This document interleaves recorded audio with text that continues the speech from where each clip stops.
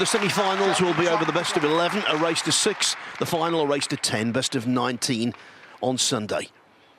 Zhao Xintong, yeah, he's a big favourite to win this match, nil folds. But you have to respect the chances of Chris Wakelin also. Oh, absolutely. Terrific matchup this. I'm looking forward to this so much. To watch the world champion is always a great thrill, whoever that world champion is. And there's something about Zhao Xintong, isn't there, he oozes class as a player. And Chris Wakelin, of course, a recent ranking title winner in Scotland, so he's in form, he's feeling good. You know, he can boast victories against Xintong. So it's a very important best of 9. It feels a fairly short match for the, what is to come. A huge prize at the weekend.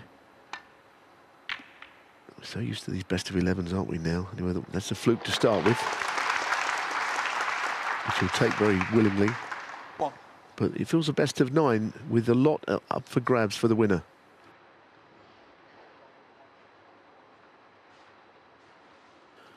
Well, they certainly help, especially when you kiss at the end and leave yourself a possible pot, although the green for your second pot of a match is not the most appetising. That said, though, when he reached the quarter-final of the World Championship last year, Chris Wakelin, some of his pots on bulk colours with the cue ball in bulk had to be seen to be believed.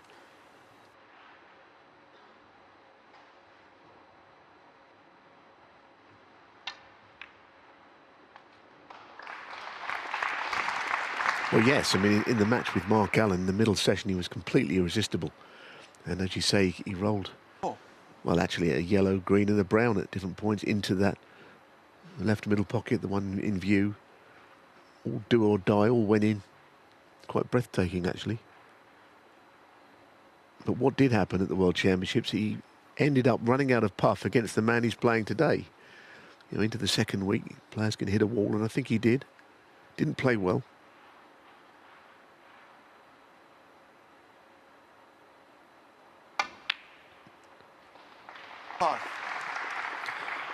Yes, he'd never gone as deep at the Crucible before, and you're quite right, he undoubtedly ran out of steam.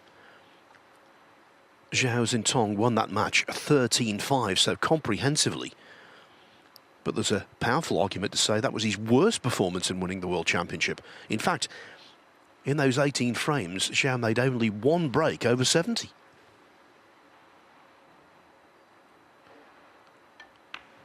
So while Wakelin's exit from the championship was disappointing, his performances to get there most certainly were not. They were world class.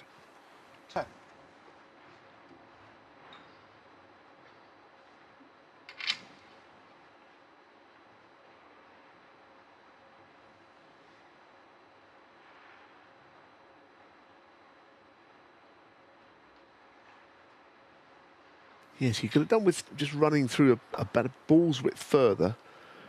But where he was queuing up, he had the sort of corner of the table dig into his ribs, so that's why he's using the rest.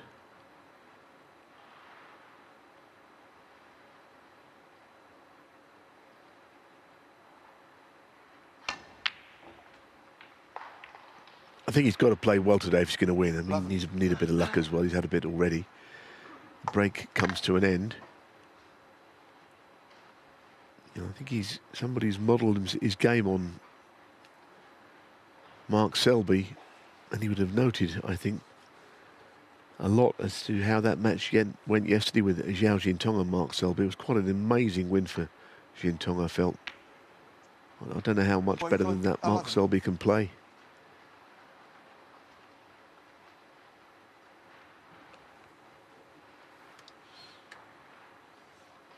Well, Neil, on a text to me, you described that match as a humdinger, and it most certainly was an absolute classic.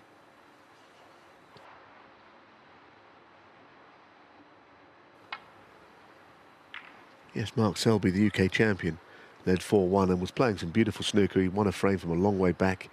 You felt at that point, well, you know, the world champion was going to struggle, but he, you know, powered back into the match. He had a break of 140. And then, of course, Selby missed a pretty regulation black when put under pressure.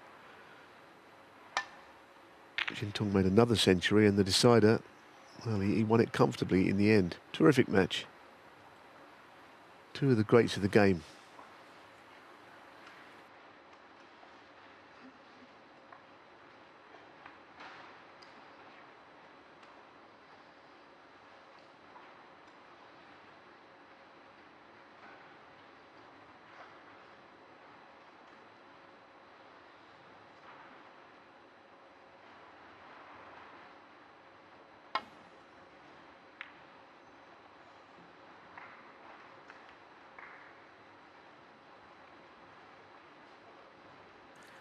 Didn't want to catch the blue on the way back down table, but it's done minimal damage.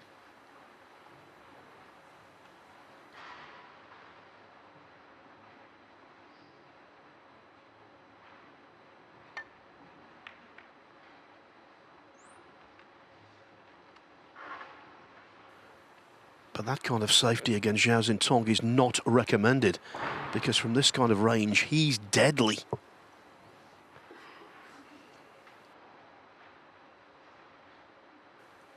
Of course, he'll only take the red on if he feels as though there's a break-building future. There's no point taking a risk for no reward.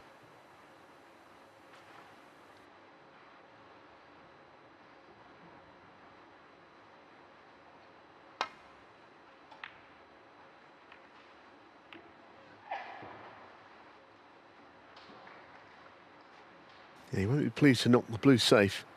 Yes, I mean, the long res to right corner against Mark Selby, they were like a penalty kick for him, but no goalkeeper in there, because he was just knocking them in all the way through the match.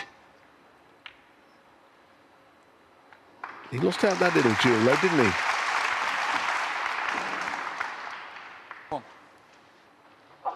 So he'll tickle him behind the green.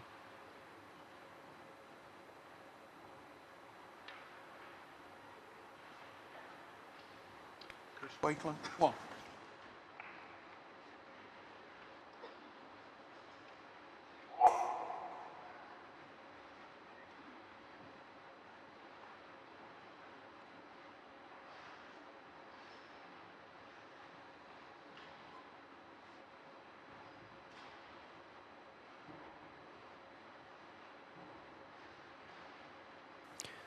Well, Zhao will take some solace here from the fact that the blue and the black completely out of commission,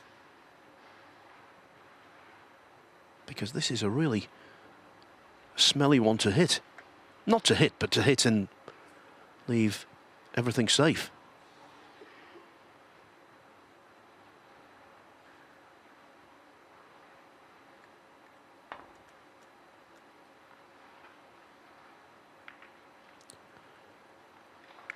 Well, he did want to get the black out, Neil, but I think it's okay. He went into the reds a little more firmly than he would have wanted, but he has got away with it. It looks like touching ball, doesn't it? I think that was called by Colin Humphries, which means you can just play directly away. I mean, I suppose it's the kind of start Wakelin needed, really, just something that takes the steam out of the match early and not Xintong just going out there and knocking everything in as he can.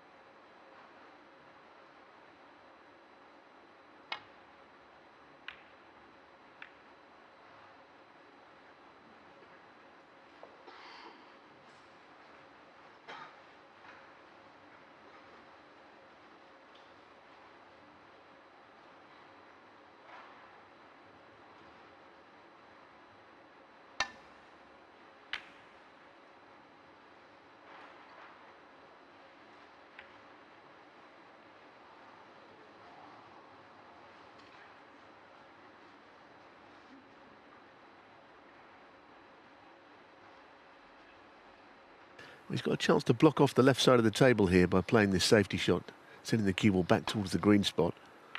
And you'll see that nothing can be got to on that side.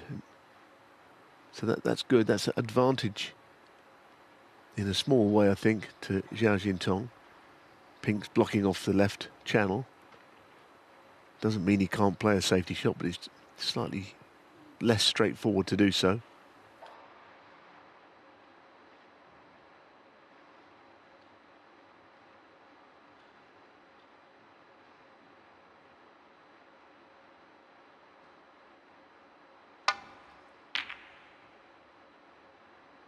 Well, that was a good effort. Played it with a lot of left-hand side to whip the cue ball around and come through the gap. It was a good shot. Probably the only shot he had. But he'll be mindful of the point Phil made earlier, that you've got to keep your eye on Xintong's long game. You've got to keep him out. It's very difficult to do. He's deadly at long range. I mean, that was a very difficult shot to play, and he'd been starved of any table time. Yeah, frankly, didn't come close. So while we could never say this is a really good opportunity, it is a scoring window for Wakelin.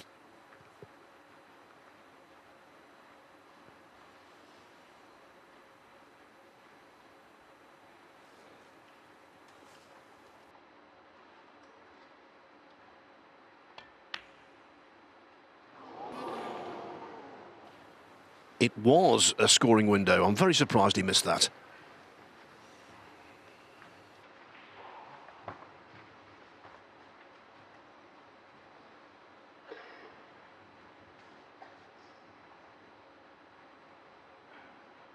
Slightly awkward cueing on the first red here, as you can see. The red he's close to is a distraction.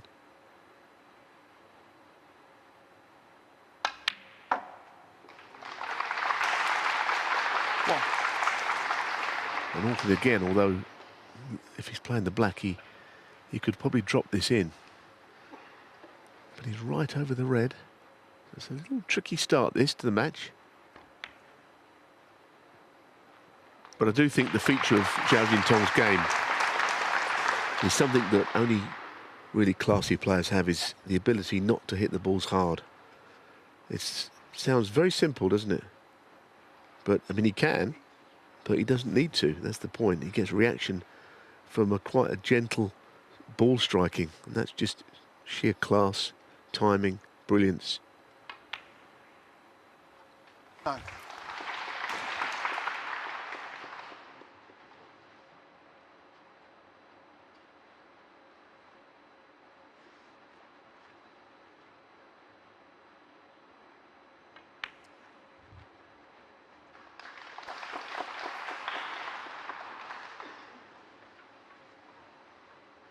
It's still a little awkward though, isn't it? With the two reds, he's got to try and clear up the black spot area. Choice of reds here. This only just goes, his top one. And so he's just caressing the balls into the pockets.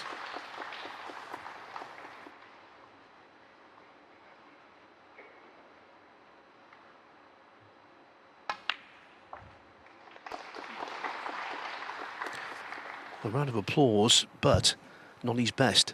Not too much action into the wide ball. Wanted to be a little straighter on this red. Not a crisis, but not pinpoint.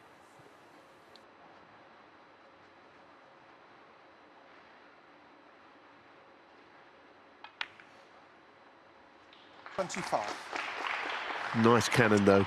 Just hit the side of the black ball to hold it and be beautifully on it, up for the red by the pink. I'm sure he's going to play on that one.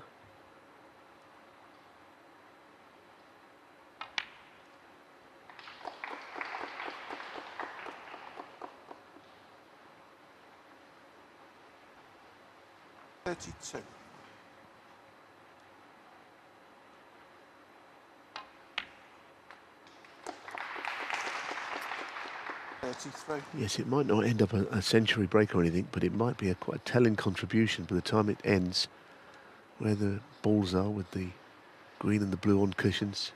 Some of the reds also, although he might move those 3 reds here. Do you know, did that bounce out? Let's have a look. I wouldn't mind seeing that again. Zhao Xintong, I was looking at the 3 reds. I was surprised. No, I don't think it did. I don't think it did. No, I think it was the right-hand jaw.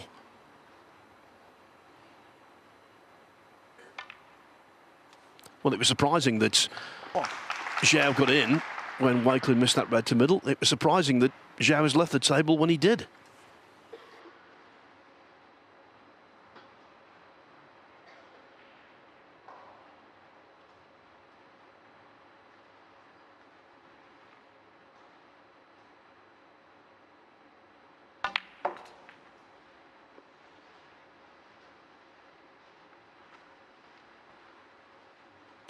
Wakelin has beaten Zhao on a big occasion this season.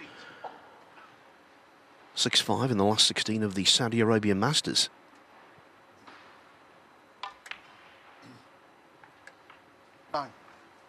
Yes, I've just watched it back and it definitely did not bounce out. You were spot on. It hit the jaw and rattled. It was never in. There's no excuse.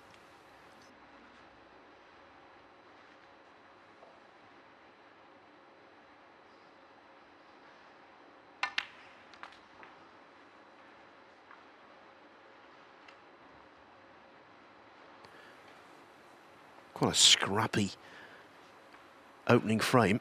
Neither player's settled yet.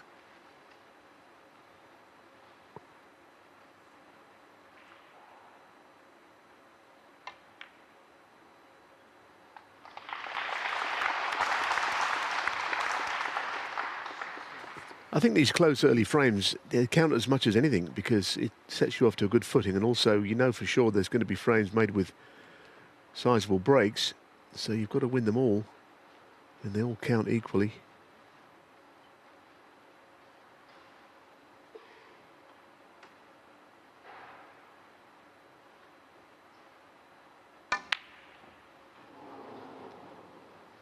Yeah, I don't know if that was so easy as it looked. The yellow was kind of in the natural line of the pot.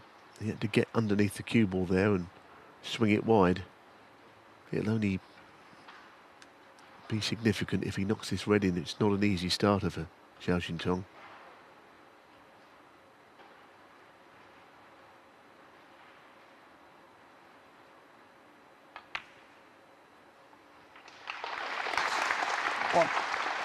Do well to win the frame from this, and he has a few points head start in the frame, but he'll do very well to clinch it where the remaining balls are.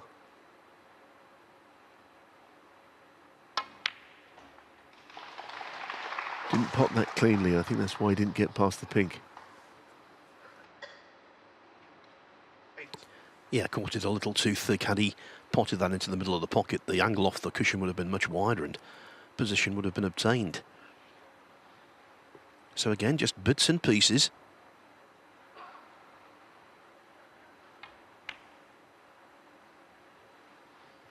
Zhao Xintong, 8.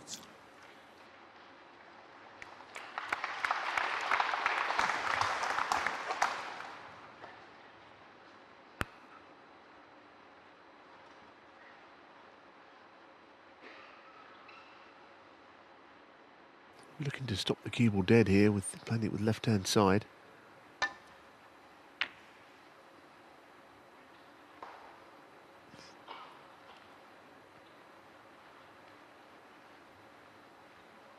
So something of a surprising start to the match, I feel. A frame of this kind, nerves, I'm sure. Well, it's very similar actually to a lot of frames in that match they played at the Crucible last year.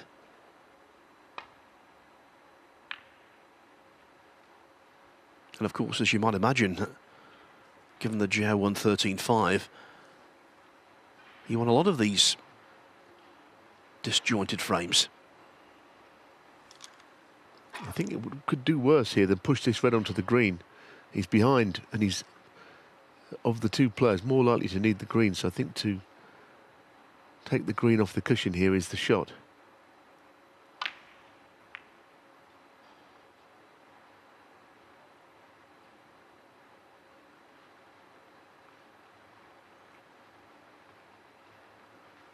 expected the red to travel that far back down the table.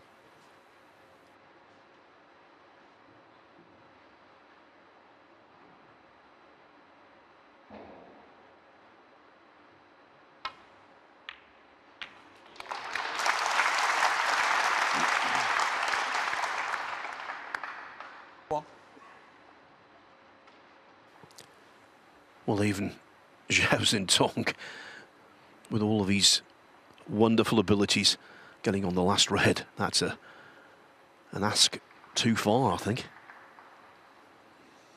It is. I think he's learning about the safety and tactical side of the game. I've noticed it this season. He's not played his best snooker. I think he realises here that, you know, he felt that he was as well to play, to pot that and play safe off the red. But he didn't get it.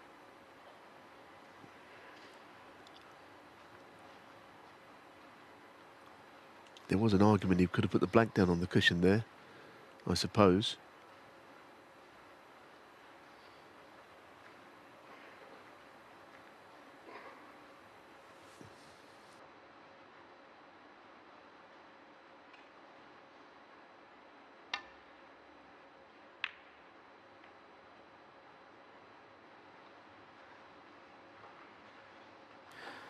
Well, Neil called it earlier, talking about the exquisite long potting of Zhao Xintong. He missed that particular red by a mile, but this really is one of the parts of his game that is right up there with the very best. Was a little more successful there for him. Beautiful shot. Now, what does he do here, is the question. You know, his lead is 15. There is an argument, if he puts him behind the black and he gets it right in behind, it's a pretty, well, deeply unpleasant snooker to be in, actually, if he gets this right. Yeah, that's utterly horrible, that snooker, because of where the green and brown are placed. I mean, it's free balls all day long, isn't it, if you don't hit it?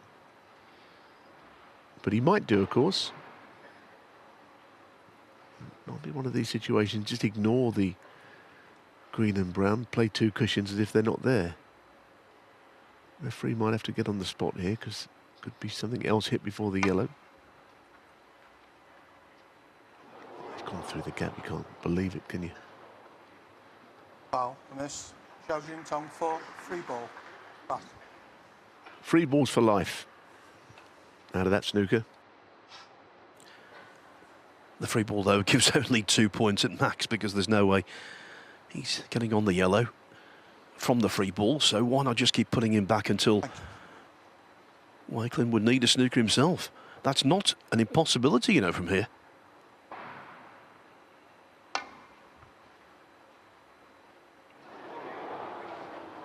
No, but of course, if he keeps doing this, those 2 points for the free ball might yet be significant.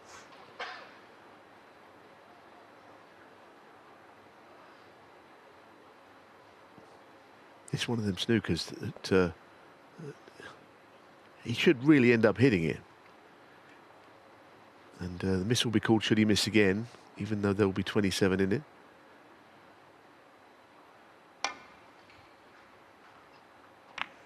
And that's the problem with it. That's the problem with it, isn't it?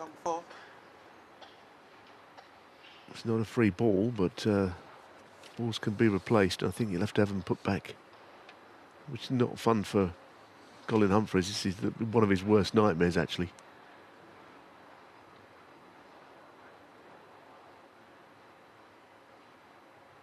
I don't think it's any point in complicating matters. Just have them replaced and give Colin Humphries the problem. Yeah, quite often putting one ball back can be a head scratcher, i.e. the cue ball, but on this occasion he's got to put 3 back, and let's face it, he has to put them back in a very precise manner. Does have the help of his marker, of course, and a video capture. Yeah. Yellow.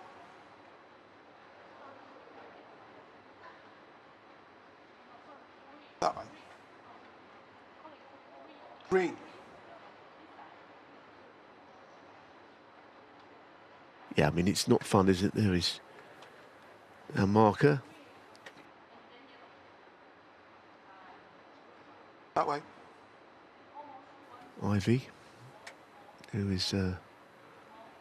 we don't have this same method as we have in Chinese events. Here we are in Hong Kong, but in events on mainland China, we're seeing this grid they put up which flashes when the ball is correctly spotted or replaced. Okay. Oh, there's two of them all helping there. That's all good news. But what isn't good news is this snooker. I don't think it was quite like that. I think the yellow and green were a little further apart, but anyway. Yeah, so do I. I think when he comes to the table, Wakelin might make that point.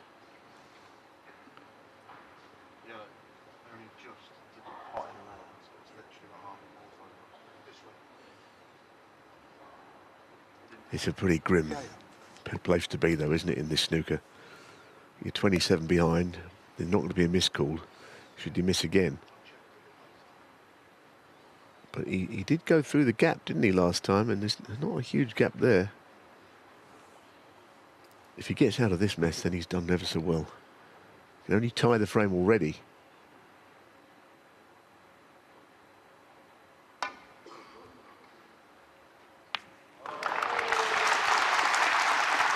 Well, he's done so. The frame is still alive. Well, that's done him two favours. Not just leaving the yellow pretty safe, but also getting the blue back into more open play.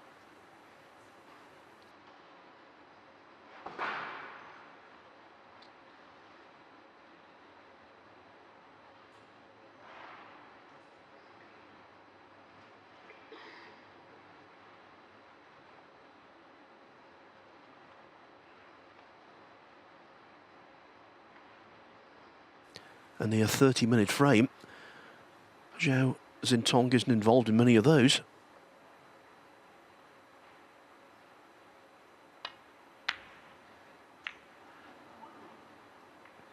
Yes, clearly a big mistake there. Now, what does Wakelin do? I suspect he has to play the snooker back here.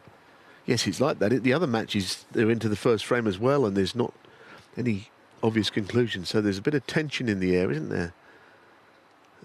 In this evening session here in Hong Kong, knowing what's at stake.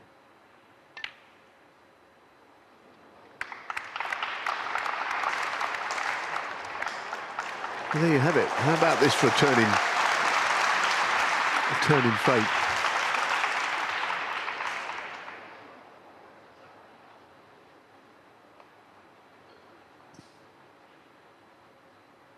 Amazing game, isn't it, snooker? How you can see things shift like this. Now it's the free ball scenario, all up against the world champion here. If he misses, and it's not an easy one from. He's got to go twice across zigzag. Playing off the third cushion.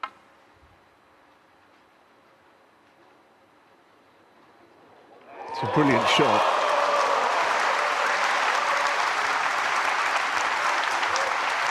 Great escape. Crowd loved it. But what can Wakelin see of the yellow is the next question.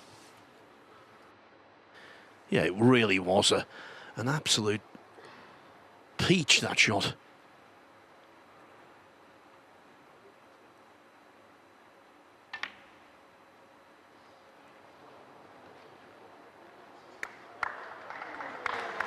It's a very interesting battle, isn't it?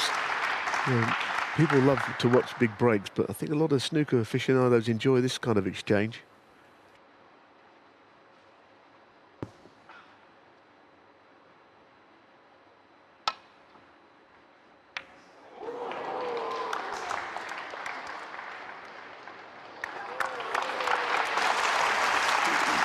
Zhao will settle for that all day and every day.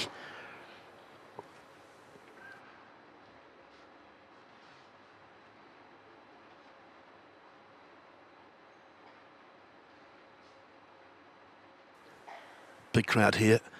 As I mentioned before, clearly the vast majority want Zhao to win, and when the cue ball came to rest and they realised that Wakelin was almost snookered, that's when they started to clap.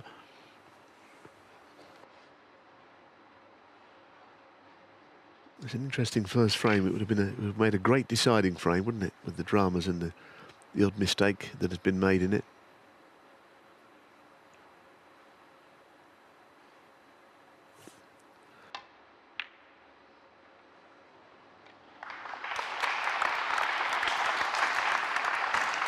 Terrific shot.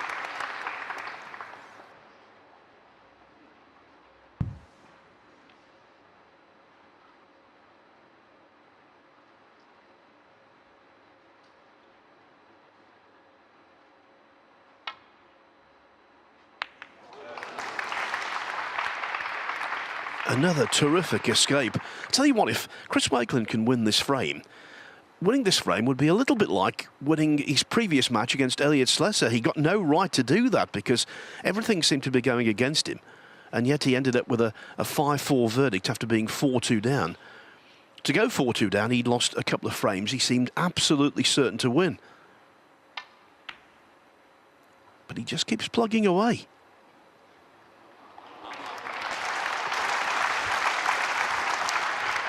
An outstanding shot, and the problem he's got here, he's probably going to have to go one or maybe two cushions. The one cushion escape off the right is, for some reason, they're more difficult than playing twice across.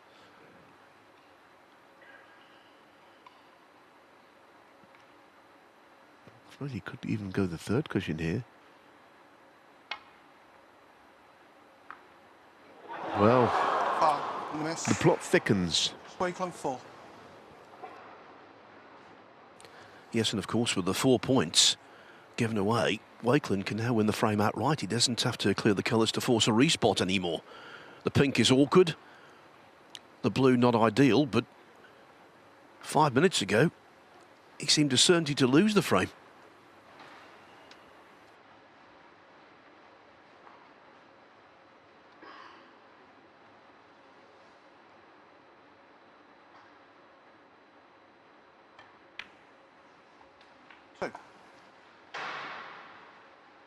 Yes, all very interesting, isn't it? It's only one frame, but it might just be some kind of a marker laid down by whoever wins it.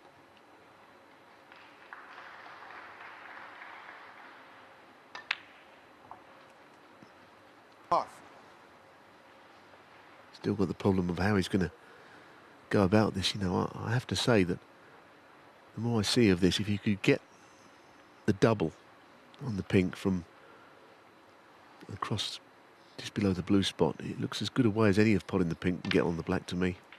9. Yeah, I think that's for sure the best way. Any double can be missed, but some are easier than others.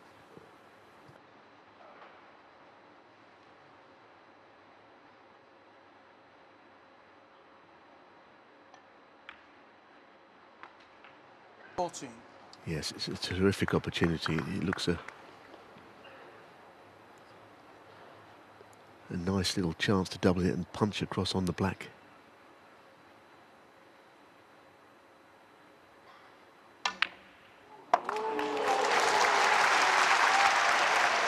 It's the frame that will not quite go away. I don't think it was a very good shot, really, even though he got the double. Not that cue ball could have been guaranteed on the black, I think.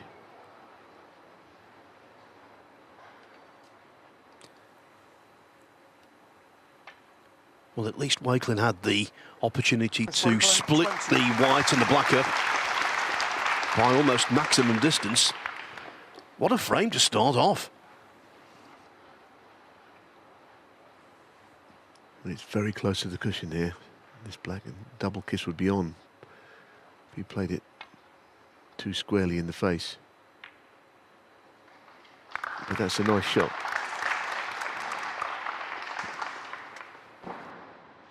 Whoever loses this frame, I think, will be quite sore, particularly Zhao, because it was almost in his pocket.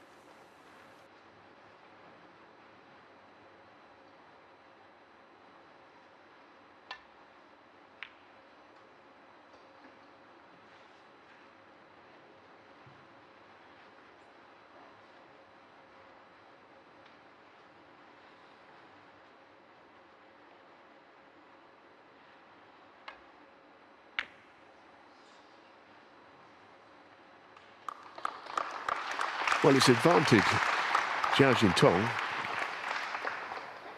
Doesn't mean he'll win.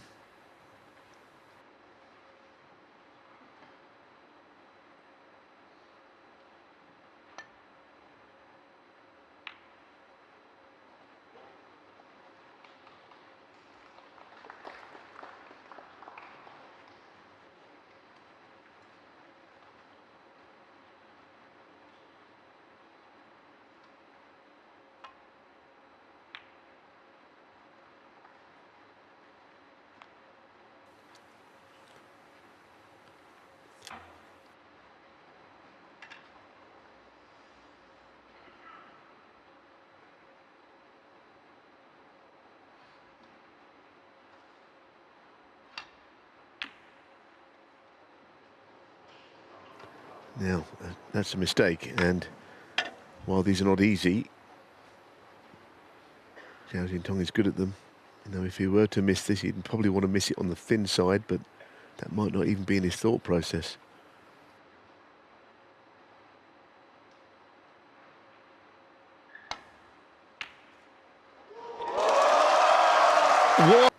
For being involved in the Tour Championship in Manchester in early April.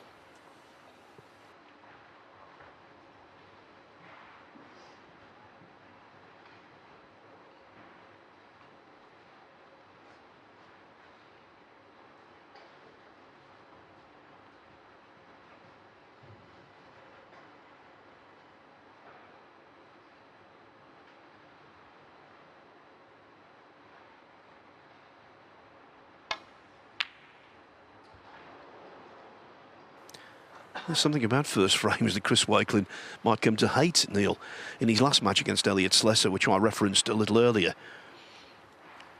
Slesser needed 3 snookers in the first frame.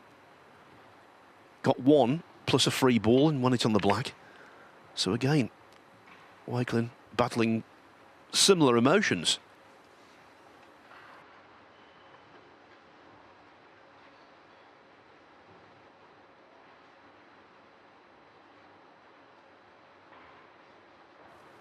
Yes, if you thought that our frame on this table was long enough, they are still battling away on the other table. It's the first frame over there, and they're still on the last red, so you can realise that the stakes are very high in this round, aren't they, for what's to come at the weekend? Yeah, just talking about that Players' Championship at the start of this frame, and it's very much on the mind of Zhou Xintong and Ali Carter on table 2 right now. But we mustn't denigrate this tournament. It's a massive event in itself.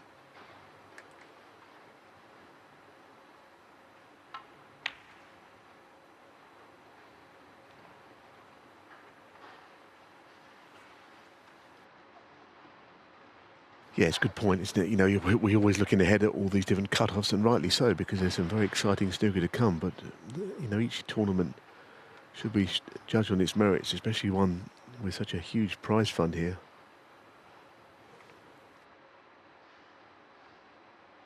£180,000 the winner of this event in a couple of days. One. Terrific shot.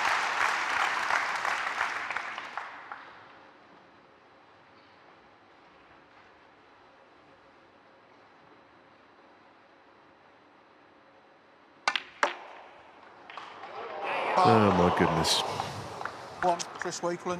Do you know, at this 5, game, sometimes you're a victim of your own success, i.e. if you play the shot well and you spread the reds far and wide, the more chance of you knocking one in is there. And that's exactly what happened on that occasion.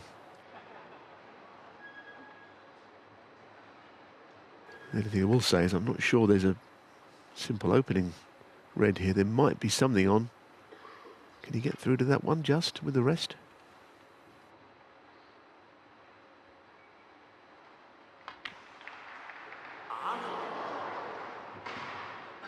Yes, it wasn't easy, but I have to say, I thought he'd get it. Yeah, seemed to be craning his body a little awkwardly, but I'm with you. And I'm sure Chris Wakelin is surprised to be back at the table so quickly. Well, immediately.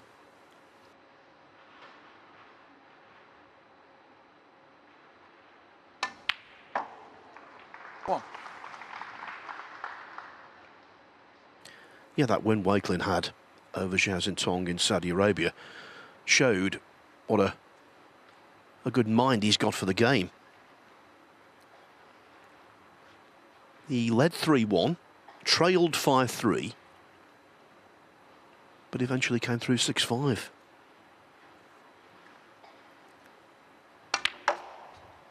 Their only other meeting this season,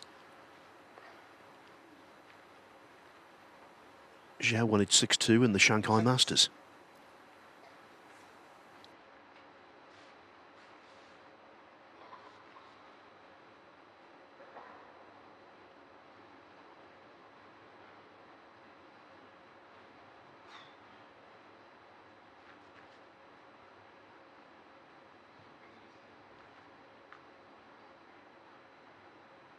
Well, I mean, it seems harder not to be on a red than be on one, quite honestly, than from that last shot. But I don't know if he can get to either of those two reds. It's an amazing place to finish. If you finish any lower, you're on something. Any further to the far cushion, it seems to be the only spot down there where nothing seems to go. Can he get to the potting angle of that one? Possibly.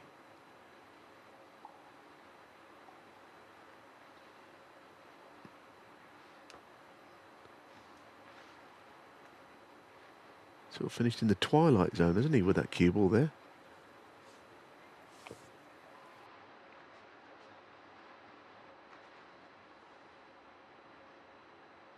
Playing it with side to try and make the angle available. It's unbelievable that he should finish like that.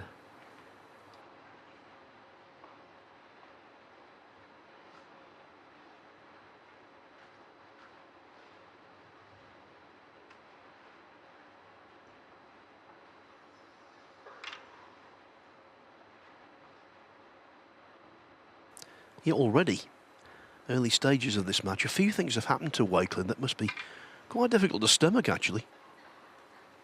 Well, I think he's now looking at this plant. This is not an easy one.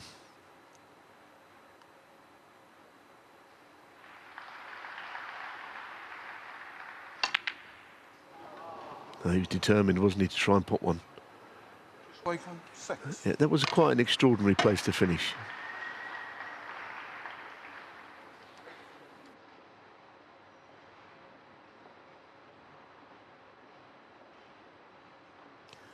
The opening frame on the other table is over eventually after 47 minutes. Zhao Yulong leads Ali Carter 1-0.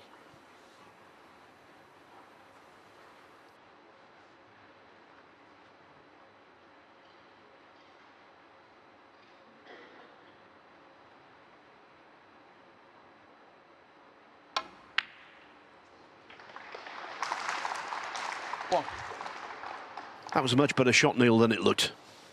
Yes, he's still not quite there, isn't he? He's got this awkward pink to middle, but, you know, it's one positional shot away from being a wonderful chance, this.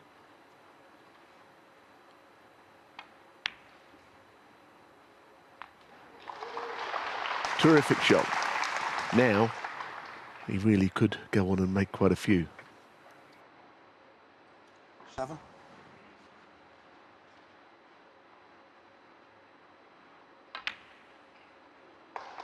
8.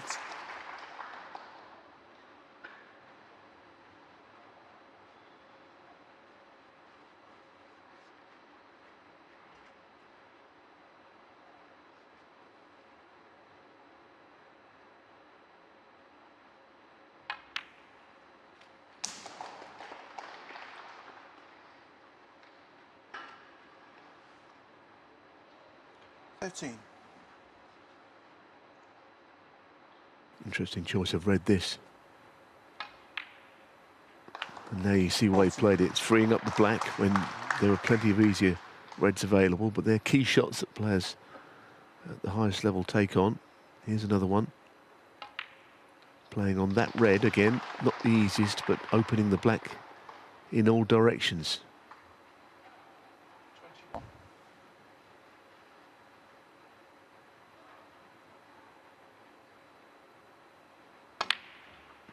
And that is what you call high-level break building skills. Some of the shots that almost go unnoticed that are played. There were two reds, both making potting of the black ball awkward, but they've disappeared off the table. 29.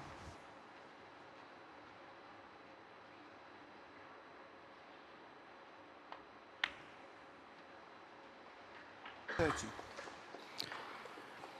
And Zhao Xintong is the ultimate caresser of a ball, isn't he? He's old school in that regard.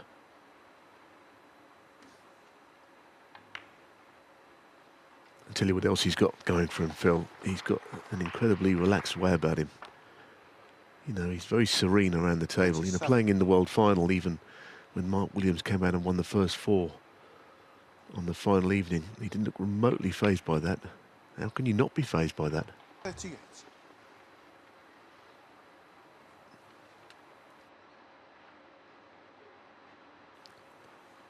Just flicked a red back into a more awkward position than it was originally there.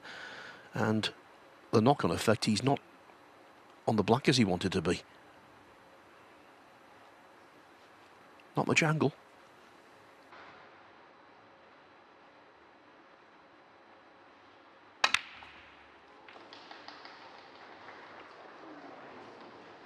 Well, that is okay, I think. That's a good shot because he tried to go into that red. Phil explained that the angle wasn't great.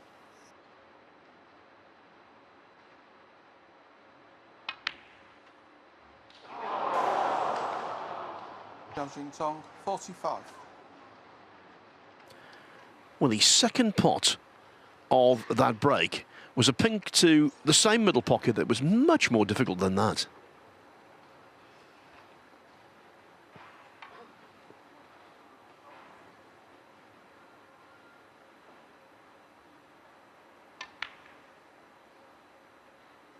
One.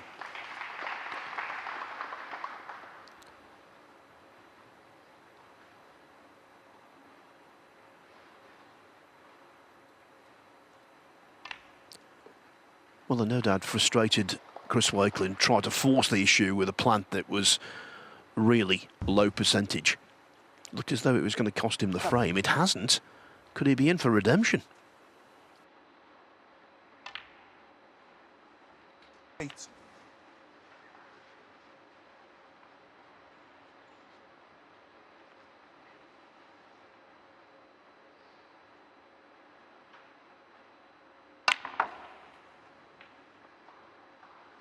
Yes, it'd be like the first, which he didn't quite get home in. It would have been it's a good frame to win again. 15.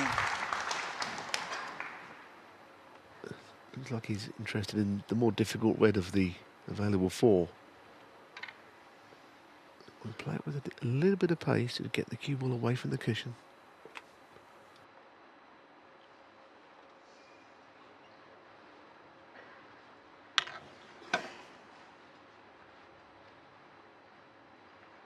Deciding that it's too difficult.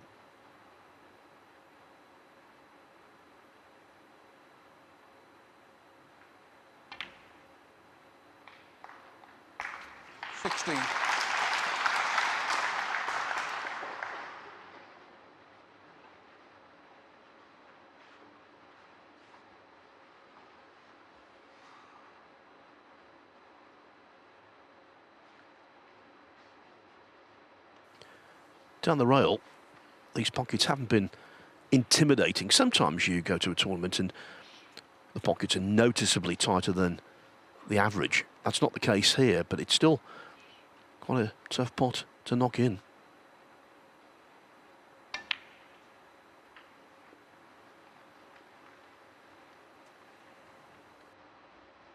Yeah, I think he's going about this differently and thinking, well, if I can get the two reds in open play, then it's not only me that needs that red down the cushion, it's my opponent.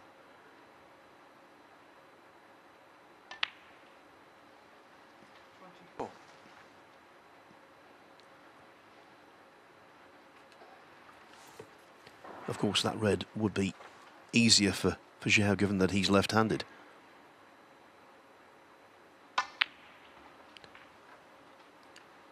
But Wakelin knows If he could clear up, it would really hurt Zhao, because the missed red to middle was a real blunder for the world champion.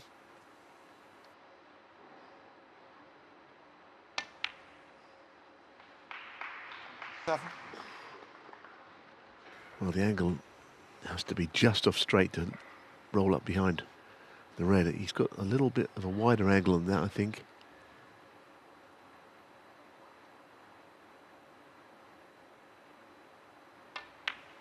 He's playing to move it.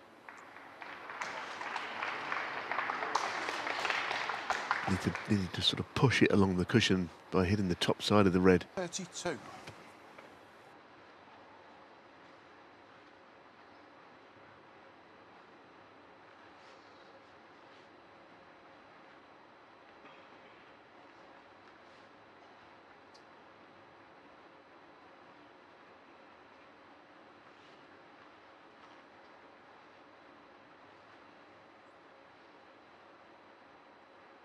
As you can see, it's a very difficult pot to right corner, to the point where he didn't want to play it. It's Chris another Wakelin, good 32. effort, but I think he left the red on. It was close to being a very awkward shot he was leaving there. Yeah, I think had he got the snooker, he might have been a little fortunate, because he actually made 2 contacts with that red, which wasn't in the game plan.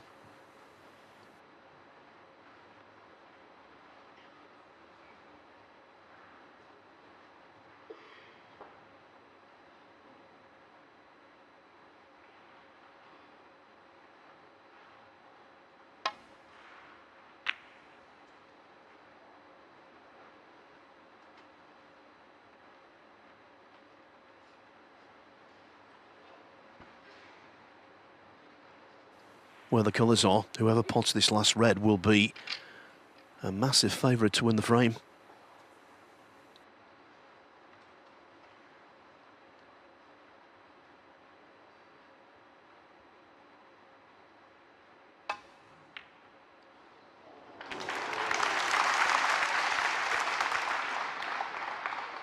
One.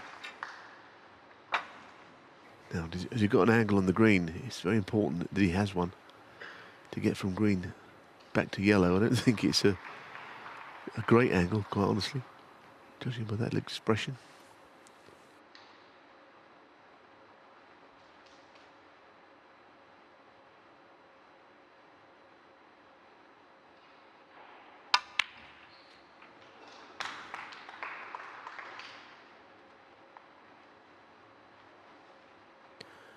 Well struck, but not out of the woods yet.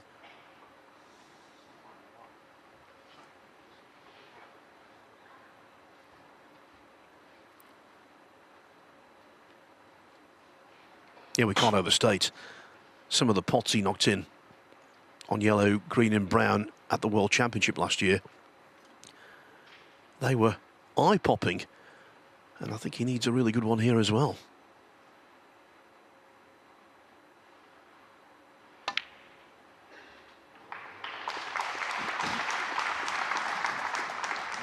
Six.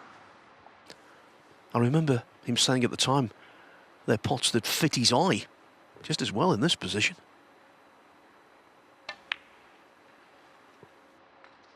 Nine.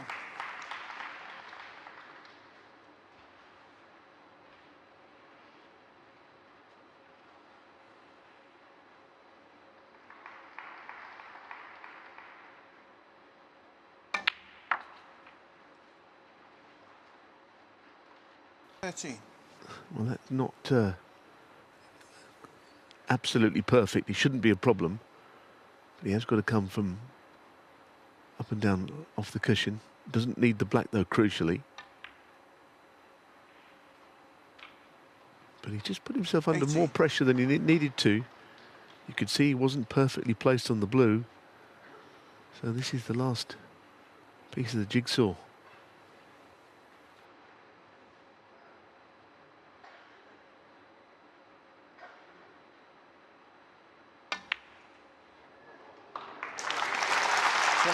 Too tight.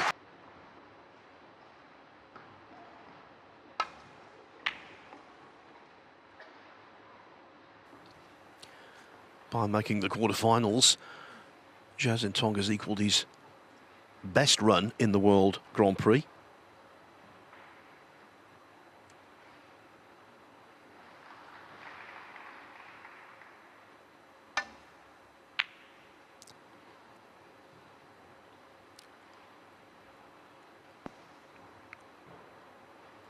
Just hoping against hope the cue ball would nestle against something and not leave anything on. It's left a sitter.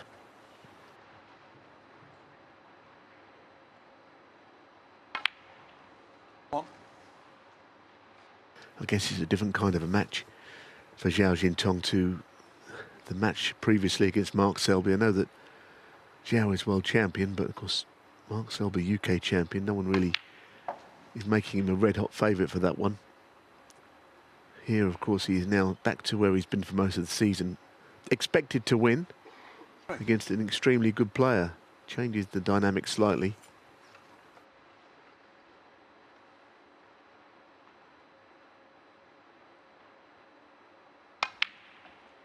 But there's never been a world champion over the years that's not had to put up with that kind of pressure.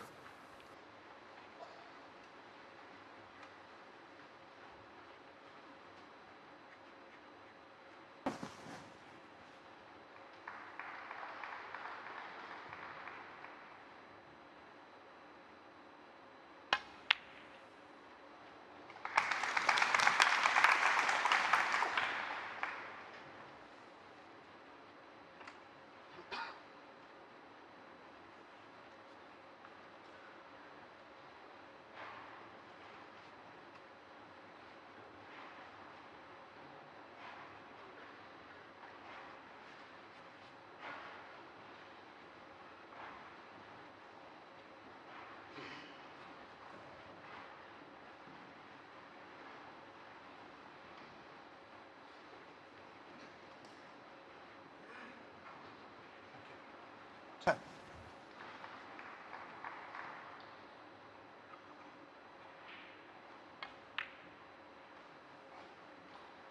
11.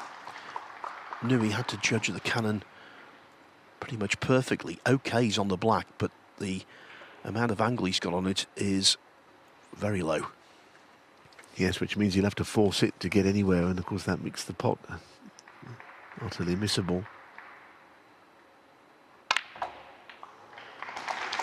Done pretty well. I mean, he hit the jaws of the pocket, so I don't know if that was his plan, but he 18. managed to glide the cue ball out of there. And now a red to the same middle pocket that cost him dear in frame 2. 19. That one was tougher than the one he missed by a street.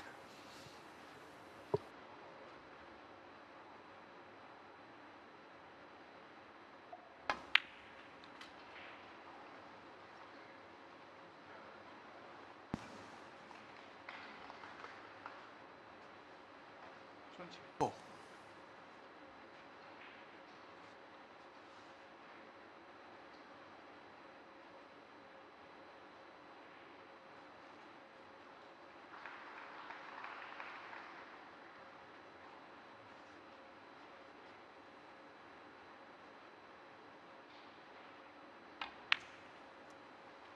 Five.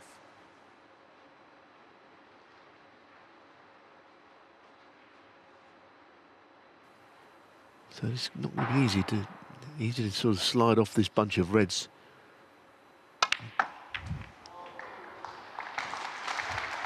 He's brilliant at opening the reds, and he's a little unlucky not to be on an easy one to middle, actually. 32. He may have something, though, that he can get through to. He's very interested in a red through the gap between the main bulk of them.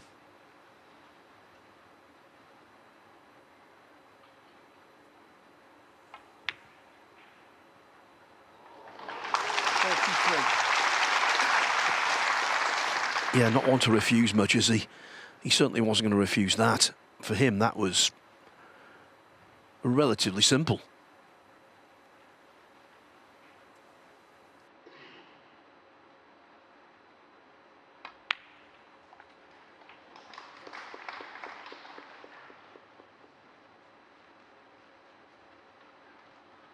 40.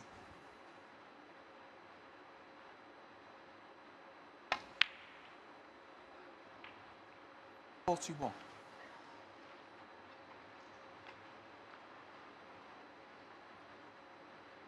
Well, he'd be quite annoyed not to have finished at the other side of the blue, making position easier. Now he's looking at the pink, which he doesn't particularly like.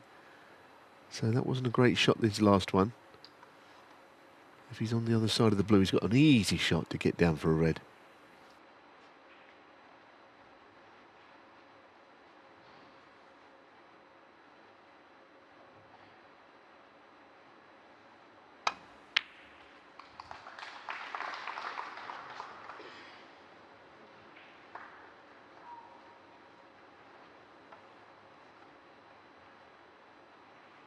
Colin Humphreys just needing a little bit of time to get this organised, but as you can see, wherever he puts it, it doesn't stop him getting to the red he wants to play in the middle of that lot.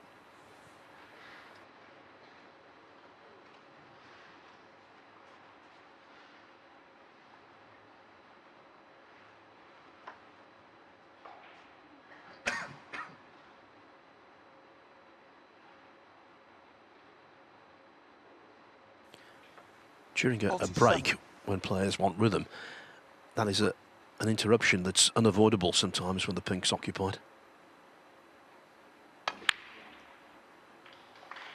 48. Yeah, the other thing to note is that when it was re-spotted or put in behind the spot, it still goes to this right corner, which is what he's played. But again, it wasn't one of his finest shots, queuing over this red. And that's why he missed it, because positionally, 48. he's not quite doing it today, and he's given an in the frame for Wakelin. These frames are all taking quite a similar pattern, aren't they? No one really striding out and winning them easily.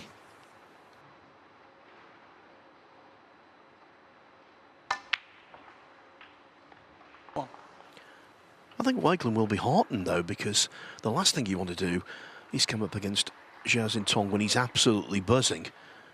Wakelin knows now he's got enough evidence, 3 frames, that right now the world champion isn't in top gear, nowhere near overdrive. So maybe you can make a case out to say he's vulnerable today. 6.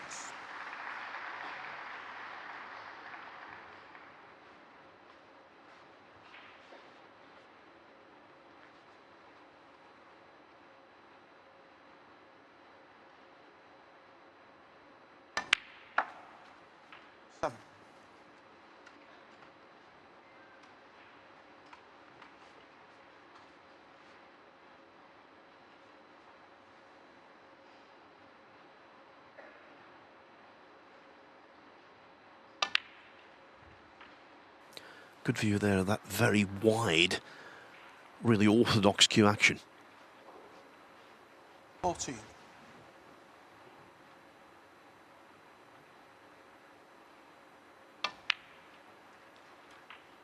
15.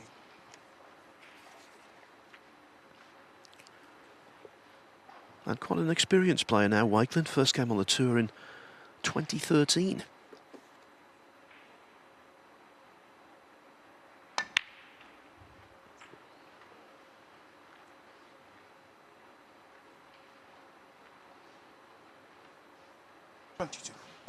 And Neil, in this day and age, to win 2 ranking events, you've got to be very capable indeed. We know about the Scottish Open triumph back in December. He also won the shootout in 2023. No, he's a vastly improved player in the last maybe 3 seasons. His issue here is just looking at a way of the left-hand red close to the cushion, how he's going to bring that into play.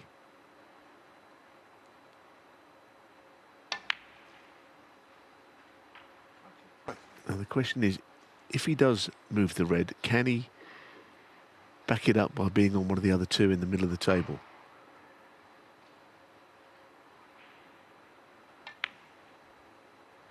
Oh, he's missed. Oh, goodness. That is the cardinal sin at this game. When you're playing a cannon, any pot can be missed. he'll be fuming.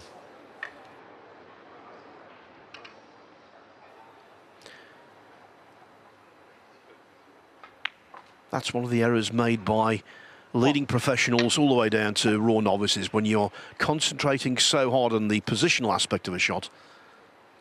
Sometimes the pot suffers.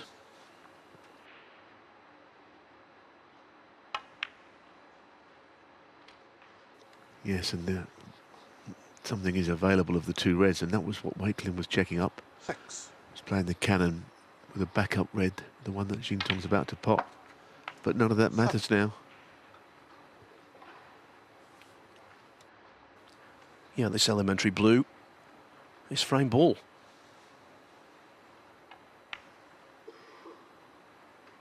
Another frame over on table 2, by the way. Zhao Xintong now 2-0 up on Ali Carter. 12.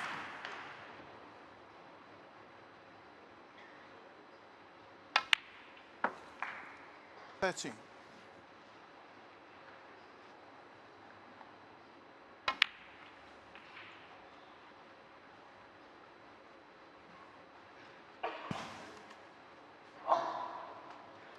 18.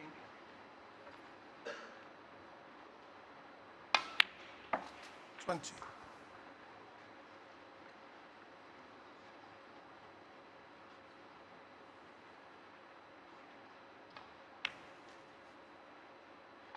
23. It's been a very interesting first 3 frames of this match. Yes, there have been mistakes, but there's been also good play in amongst it, and probably the most significant part about it is the odd shot that's been missed, and that Wakelin miss leads the way 32. on that black.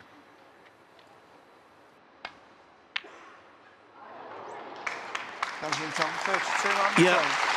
All 3 frames could have gone the other way. As it is, Zhao Xintong regains the lead. 2-1.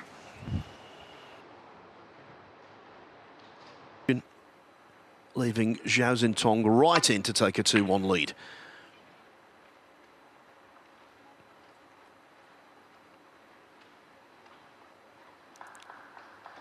So far, Neil, it would be fair to say Wakelin could be leading 3-0. Zhao most certainly could be leading 3-0. Yes, if Wakelin can get out of this first 4 frames at 2 each, I think he'd have to be happy with that. He has played a part in the match, but you know, other things could have happened that haven't quite against him. And you know, this is all about splitting up sessions of snooker, this game, isn't it? So if he could go in on 2-2, that would be encouraging for him against the world champion.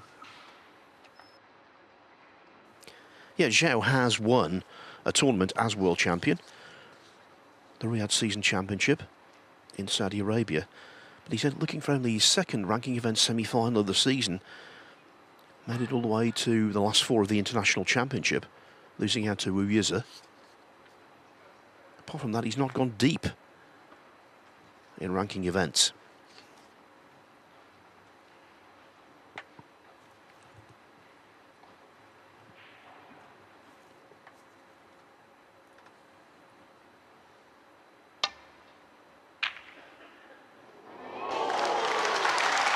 I think he played it. I saw him looking down the line of that shot. It was a multiple ball plant.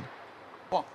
I say multiple because I'm not exactly sure how many reds it was, but it was, I think, at least 3.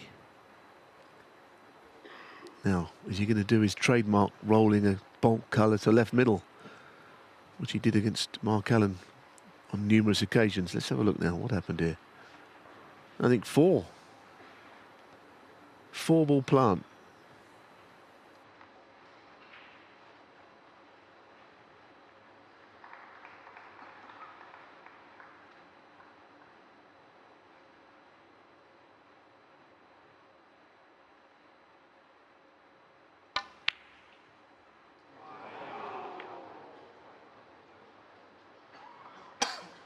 Chris Wakelin 1. We've reiterated he gets a high percentage of those shots normally. There they are, the brown was overcut and could be costly.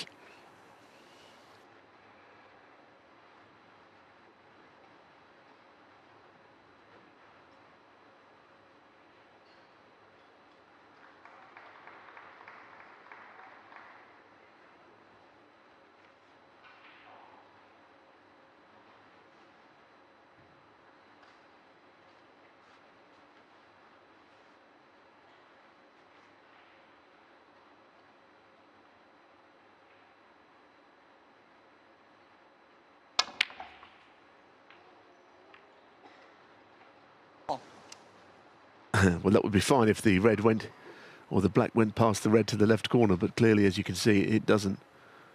He tried to swing the cue ball out wide.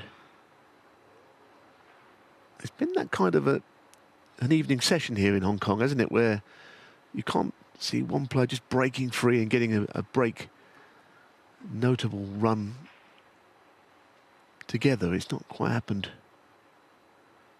No centuries. I'm sure that will change, but it's still fascinating the way it's coming, playing out this match.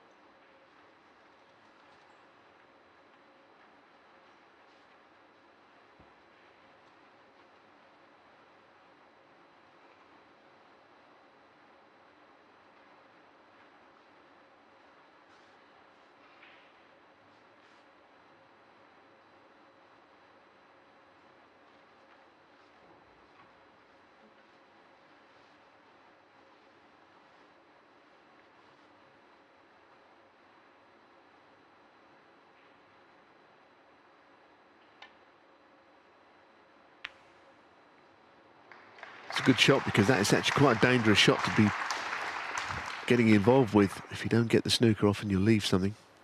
I don't think it's hard to just rest up against the side of the bunch, though.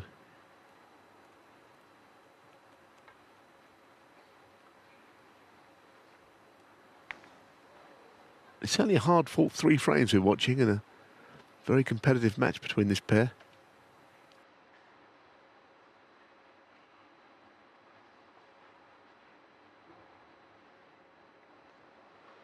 I mean, it could end up a re-rack. I mean, there is no immediate stalemate, but it still might.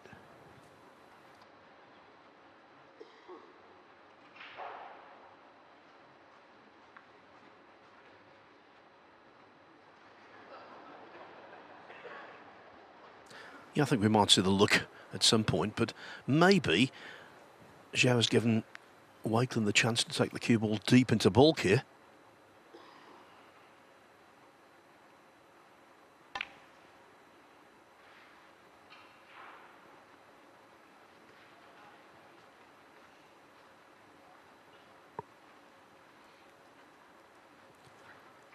The right-hand red that's tied up against the cushion above Chris Wakelin's name on that graphic is very difficult to hit thin, because it's absolutely nailed to the cushion. He's looking at these reds that are available. See what he does here. It's very hard. If you hit this remotely too thick, the cue ball doesn't really make it to the other end of the table. He's played it absolutely beautifully. That is a much more difficult shot than it looks.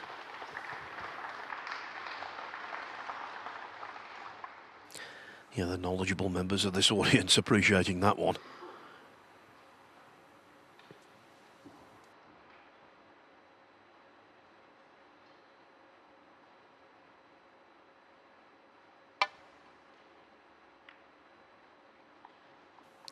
As they should that one.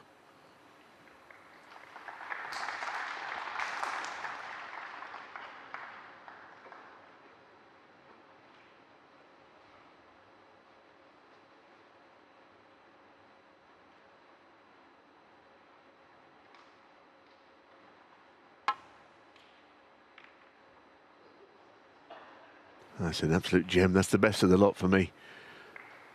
Beautiful shot. And this is what I'm saying, you know, he's developing a safety game, which he, of course, will need. He won the World Championship with a an adequate game in that department, but his scoring was awesome for the 2.5 weeks. It's going to be pink first. But I think for him to be a continuous winner, and I'm sure he will end up Zhao Xintong 6. being one, he's just got to develop it all. He's got to have all aspects of his game working for him, including tactical.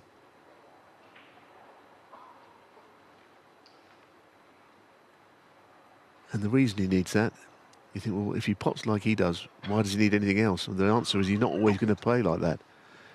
And that's when your B game comes in and you've got to win matches then, playing below par. And that's when you need a real safety game.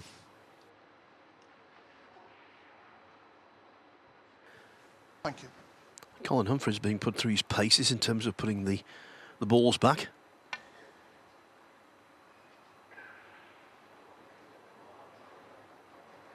This time it will just be the cue ball, maybe.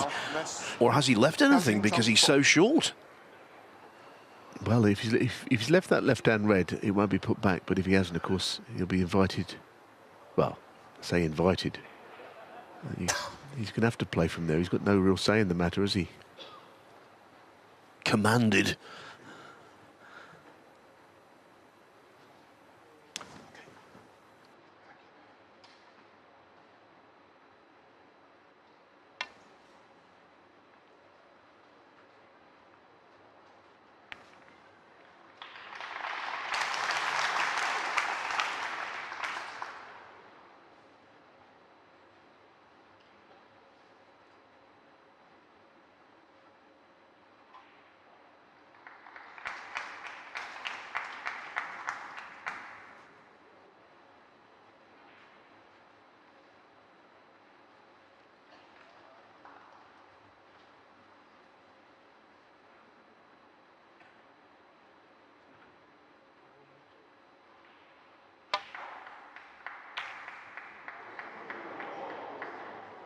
The thing about Wakelin is he's a pretty good tactical player, but at the moment he is losing this battle. And he's now given a chance. So Zhao Xintong, as I say, he's growing in stature as an all-round player for me. Yeah, Wakelin came close there to the in-off, and that would have been infinitely preferable.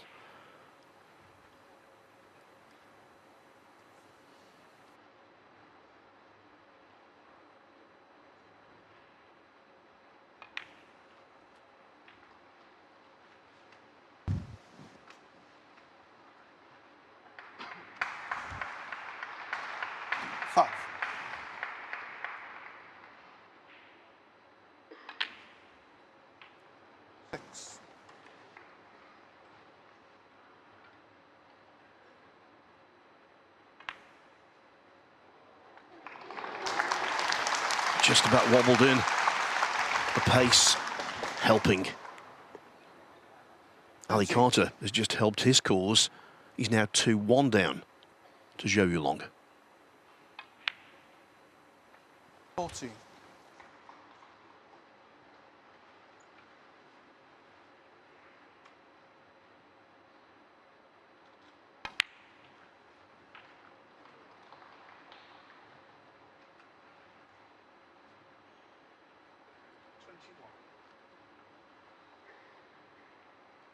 Choice of reds here.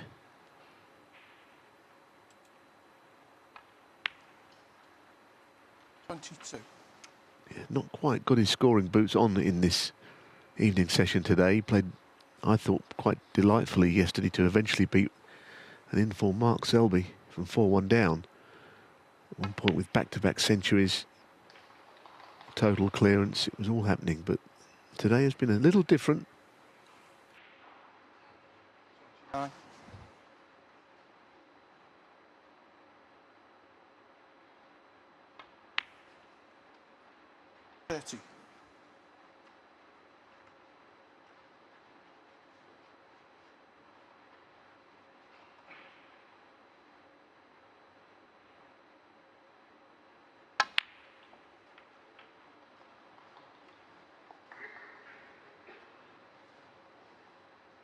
must know that there's a plant on. Yep. He was on top of that one, and that's why he played what looked to be a slightly odd shot into the bunch, but the plant he had already clocked.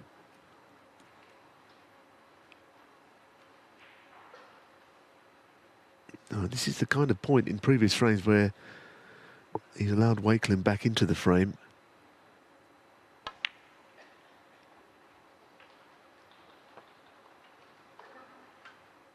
Seems less likely this time, but of course he's still got more reds and colours to pot from here.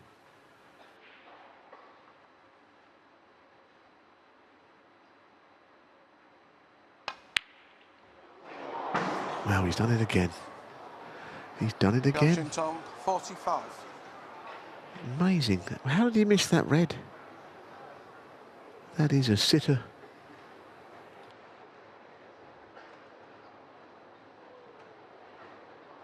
I mean, he's doing nothing with it. He's holding for the pink.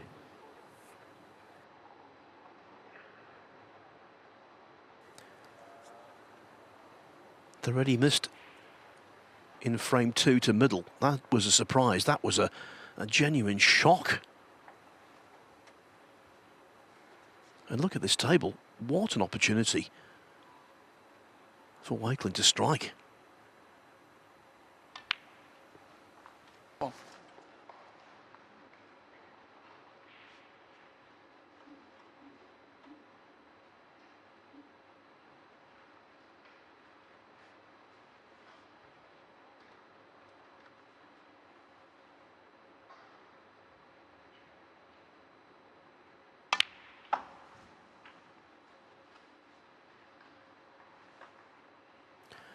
Quite often when you come to the table well behind, you look around and there's a potential snag here or there.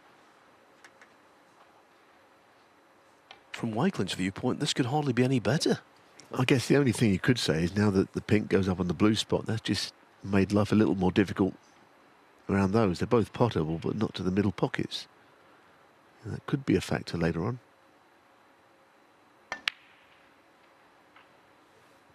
But otherwise, you're right, absolutely. I think Zhao Xintong, who's normally very, very cool, 60. is hoping for an error, and I think he's already seen one. He looked a little flustered in that chair, didn't he? But that last shot would have heartened him. A terrible shot from Wakelin. This is a horribly, horribly thin shot now. Might be a count to 10 moment, this, mightn't it? And play something else. Yeah, might well learn his lesson from taking on that ill-advised plant from earlier.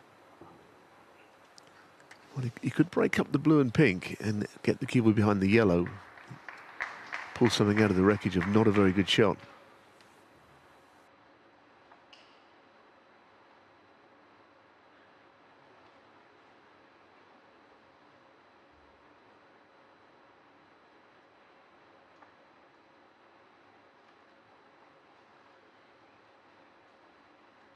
I think he's counted to 10 and he's about to play a different shot.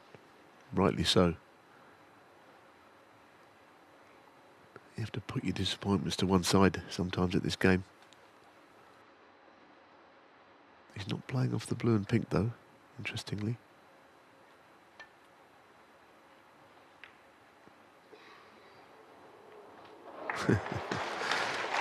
Yes, some applause, but not a cat in hell's chance he played that shot.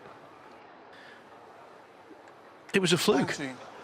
The green went directly into the pocket, but it was a fluke.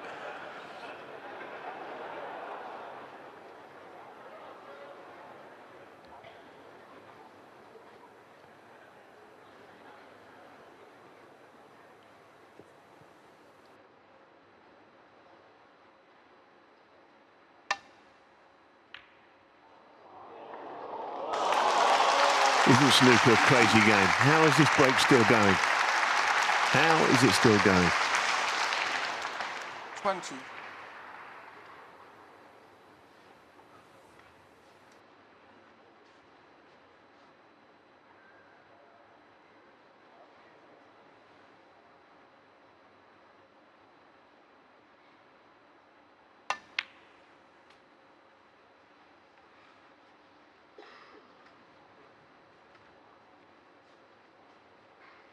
22.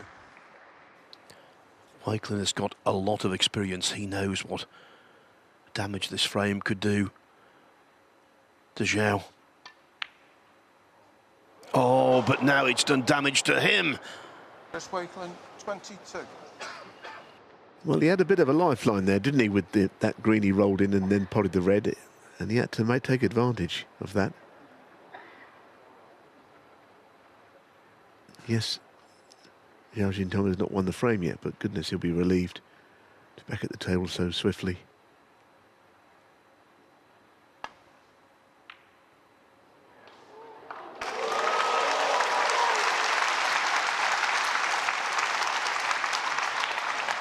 Well, they've not seen a good standard so far. One has to say that, but they've certainly witnessed a lot of incident. Taking this on to middle.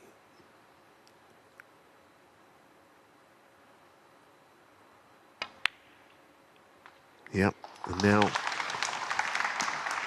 this mid-range shot, which usually are way within his capabilities, but we must remember into that pocket he missed a red a lot easier earlier in the frame.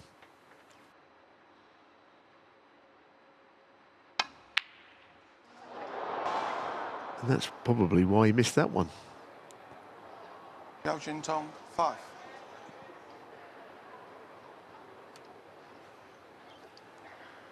He could possibly, well, given the scoreboard, probably lead 3-1 at the interval, having missed a boatload of balls.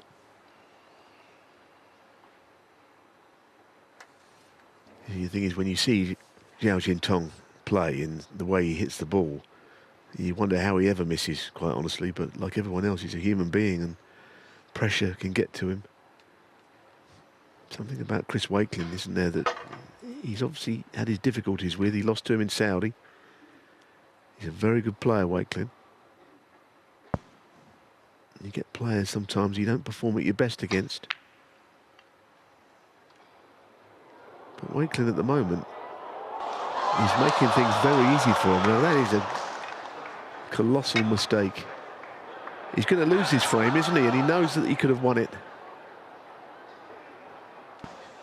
He looks a little rattled.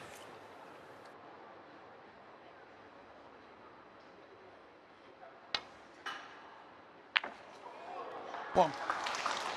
Now, you might say this is a stretch, and I understand it is, but Wakelin could have won all 4 frames. He's had a load of chances.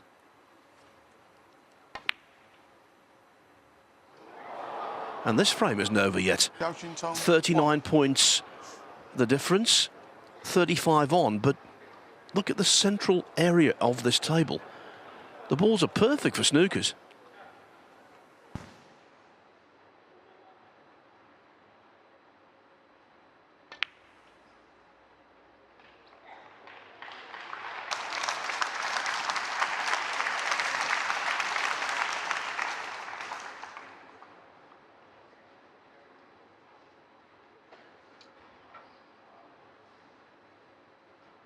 Well, the one cushion snooker, you can slide past these.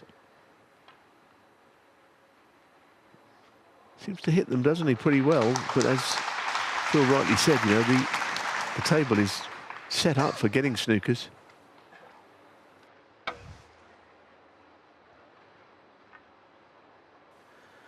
We don't normally say this. I think it's one of those intervals, Neil, that will come at the right time for both. Yeah, I think so. Nervy frames we've seen.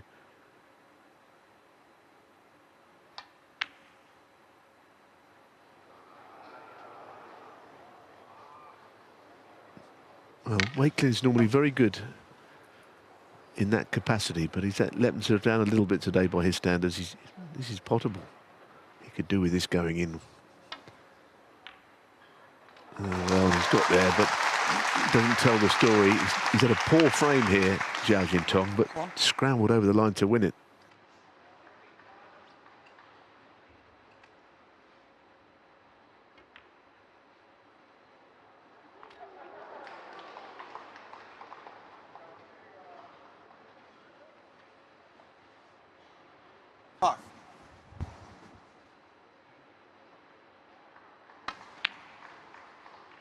7. What a mini session this has been, crammed full of mistakes, unexpected twists. 10.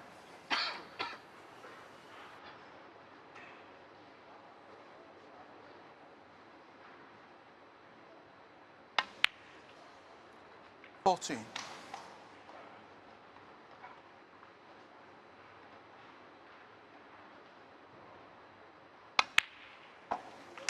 19.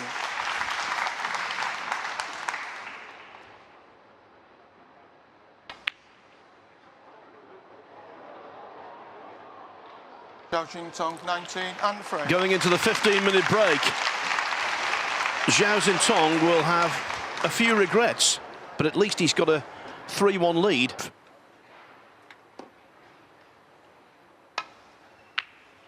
They're also on interval in the match that's on table 2. Zhao Yilong has just taken a 3-1 lead over Ali Carter. Carter missed the penultimate red down the side rail when looking like he was going to make it 2-2, and Zhao cleared up. So I reckon if Zhao Yilong were to beat Carter and Zhao Xintong were to win this match, then Zhao Xintong, his place in the Players' Championship would be under lock and key.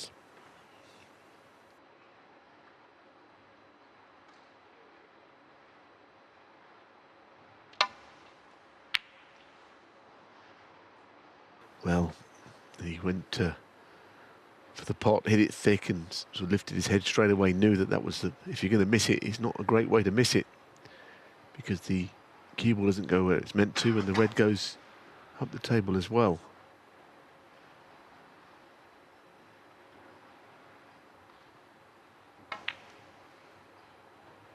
Yes, he might feel, Zhao Xintong, that he has to play better than he has to win, even though he's 3-1 up. It might seem strange, but he hasn't played well. He could have been behind. So maybe even this standard won't be enough to get the match won.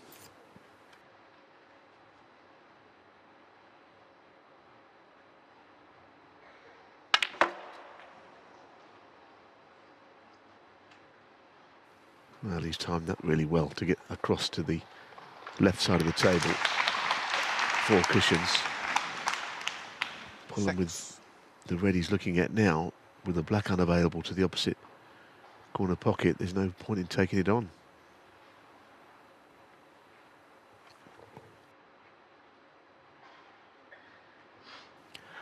Fluency has been limited. How often in the modern era, when you have 2 players from the top 16 head-to-head, do you have 4 frames without a half-century break? That was the case pre-interval, but maybe 7. Zhao's in the market to put that to rights at this visit.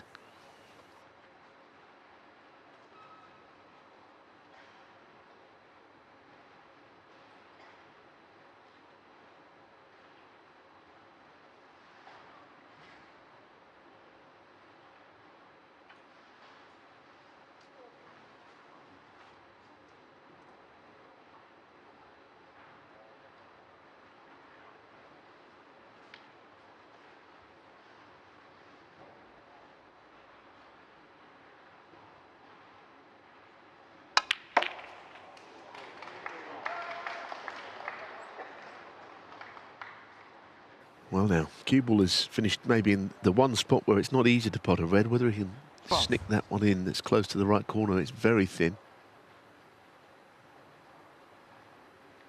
But anywhere else for the cue ball, but where it's landed is a simple red. Yeah, it's very thin cut, this. You could tell by the way he was queuing up with pace that he had to hit it hard just so that red reached.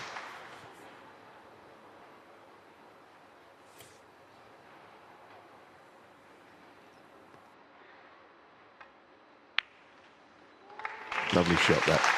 Yeah, that's lovely. The way that he's got on the red to just run it through on the black. 20.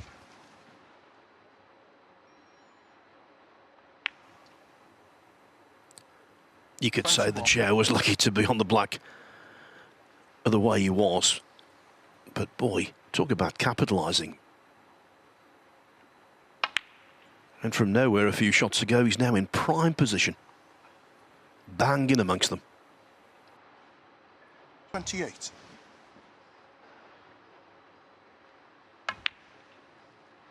29.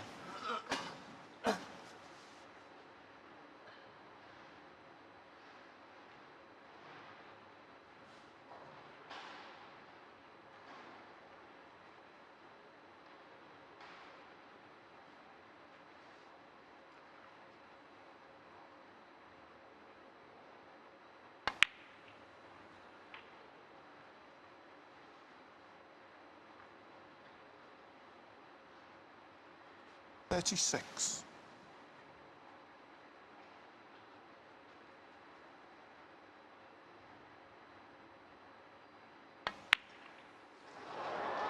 I think that was just a bit Zhao slack, Xintong, wasn't it? It clearly 36. went, but maybe not into the left extreme of the pocket, but there has been a little bit of casual nature to some of his play today, has to be said.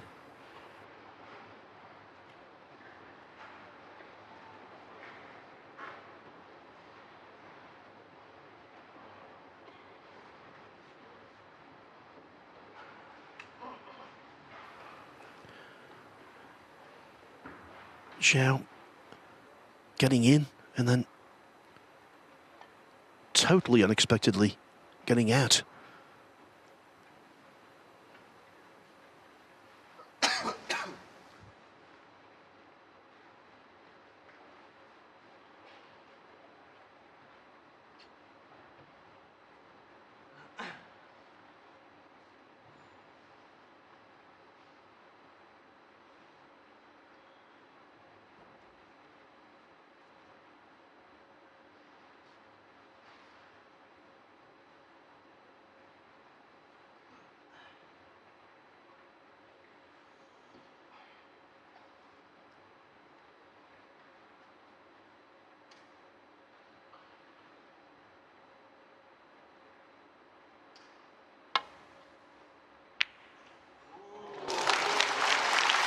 Amazing, isn't it? I mean, he's missed a red that's easy, but you kind of half fancy him for those still. One. Those long pots.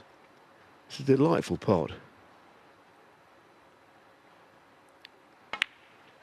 He's been a bit sloppy today. He's still at a point where he might go 4-1 up, but occasionally he's played shots a little bit blasé, a little casually, which is kind of his way. He looks that way when he's playing well, but just the odd shot. More than the odd one. One of his traits, though, one of his many excellent traits, he's not one of those players who seems to dwell on what's gone before. And that's such an advantage.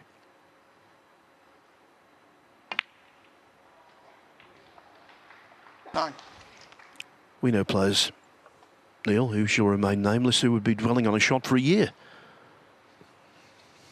Yeah, and I don't think you can win at the Crucible with a poor temperament. I mean, I can't think of any world champions that are not very strong mentally. And that clearly applies to Zhao Xintong. 14.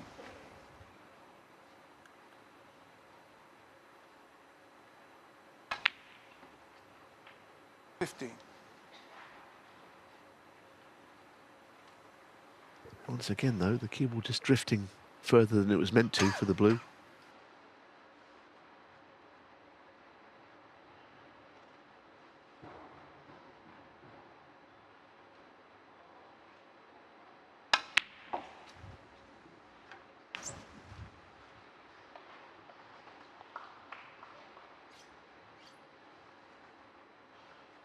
$18.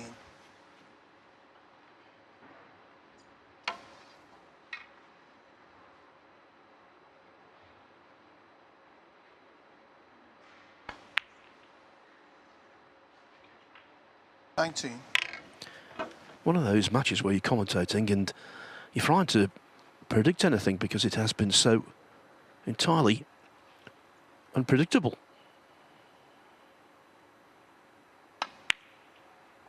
Even the simplest ball has been missed on not one but several occasions. But really from here, it should be 4-1.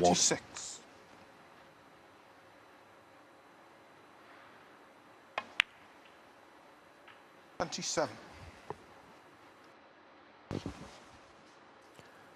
The blackest frame ball.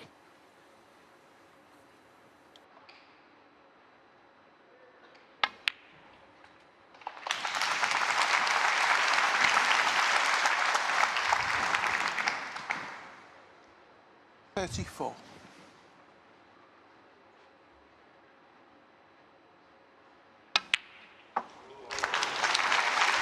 35.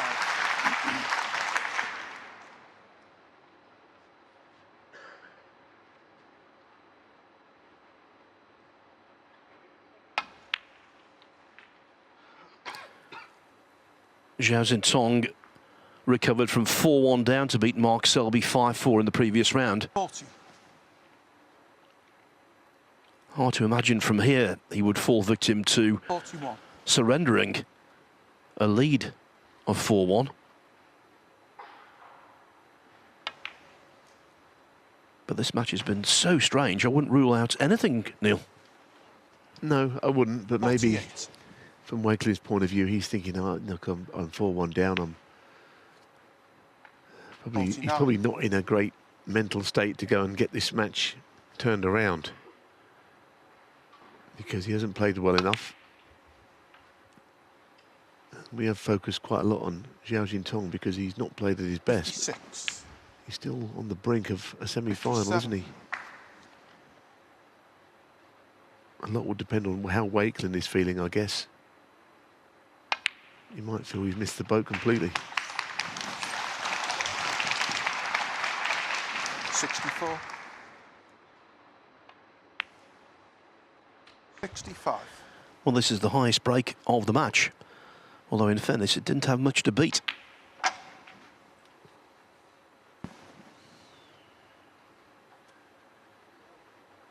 $70.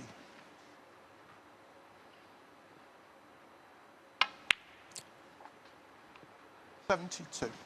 I think one thing that's important to bear in mind, for all his celebrity, for the fact he's world champion and a former UK champion, for Zhao Xintong, if he were to win today, it would yield only his 6th world ranking event semi-final.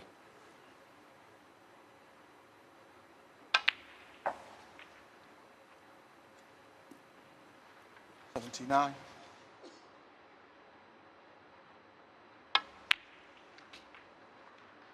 84.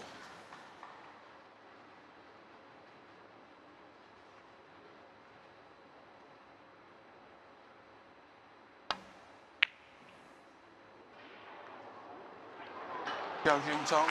One would assume it's not just the scoreline. Being 4-1 down in a race to 5 is bad enough. It's the way it's been arrived at, Neil.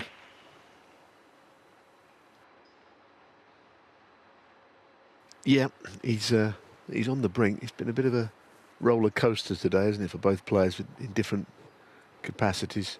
Obviously, Zhao is on the brink. Wakelin is maybe thinking about his flight home, but he's not quite out yet.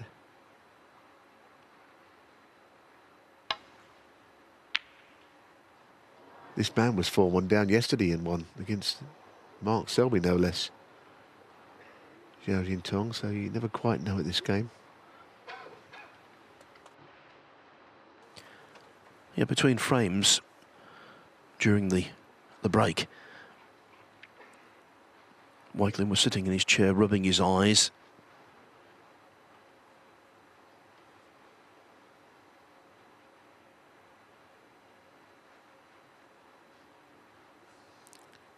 But outlooks can radically change. Got a couple of frames on the board and who knows? It's tough red, isn't it, this? I mean, it really is. He's leaving the red over the middle. Should he miss it? The alternative, well, it is a pretty negative shot as an alternative, really. Might be able to just get thin and get around the angles, but even that's risky.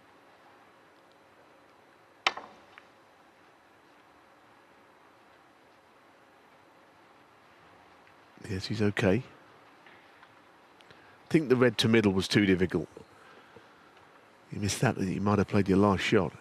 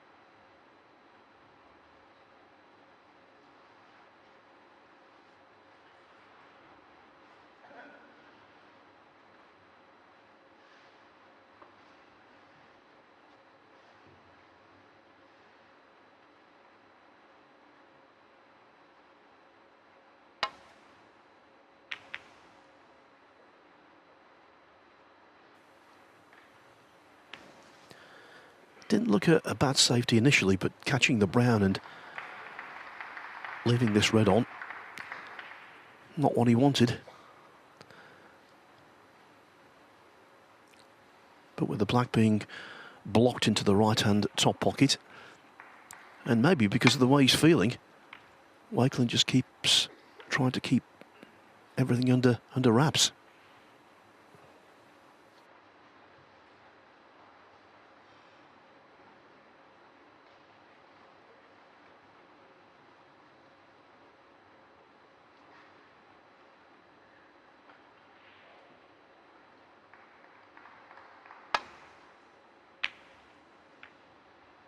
See, there was a good shot, wasn't it? He could have played that long red on the left side, the way he pots at range, but, you know, he's 4-1 up, but he's still not taking any undue liberties with the game.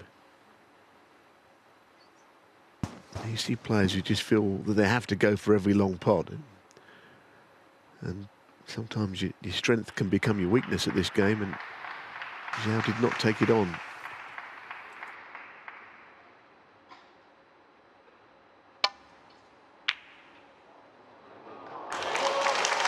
But he left the plant.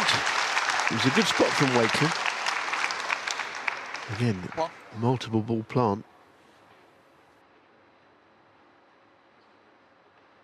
I think there's about 5 reds involved in that one.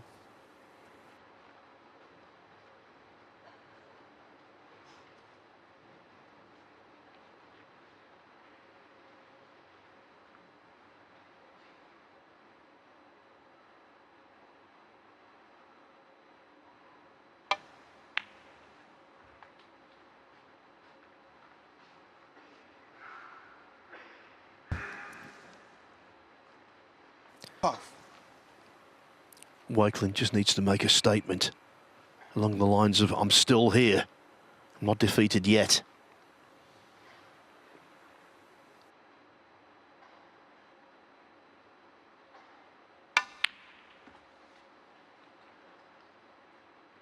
Six.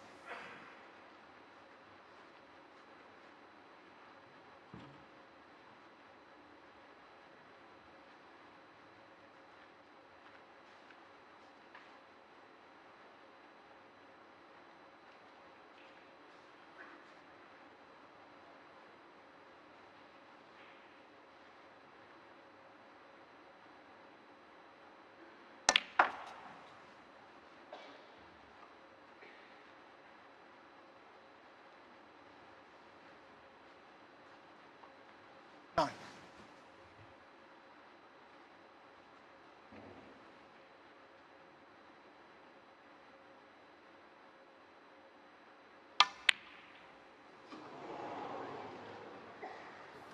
Well. Chris Wakelin, 9. Just looking at what he was trying to do there, he's hoping to sort of steer the cue ball back beyond the pink to play on the black to the right corner.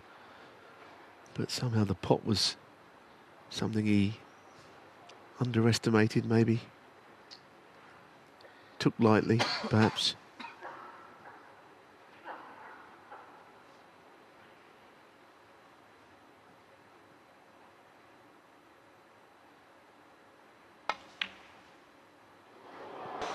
Both players seem to have lost their way of touch.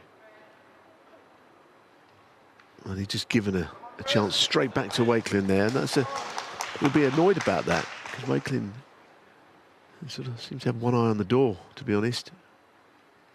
Overcut it.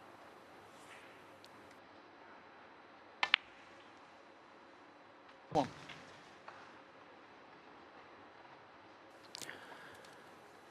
3-2 on the other table now. Zhao Yulong's lead reduced by Ali Carter. So Carter trails, even though he's made the 3 highest breaks of the match. He made a break of 88 in the 5th frame to win it.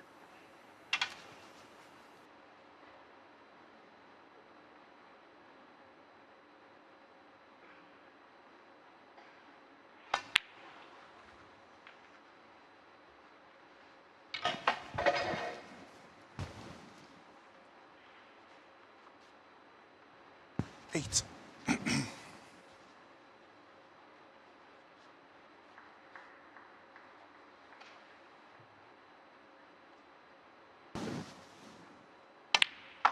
9.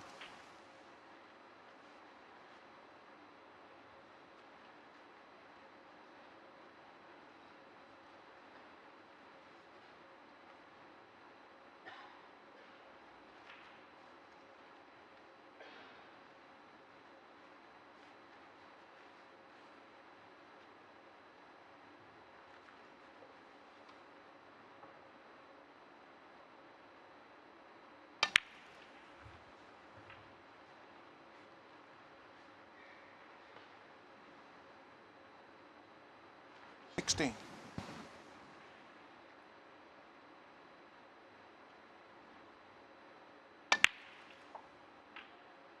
17. Yes, he's a little straight on this black. Very straight, in fact, as you can see.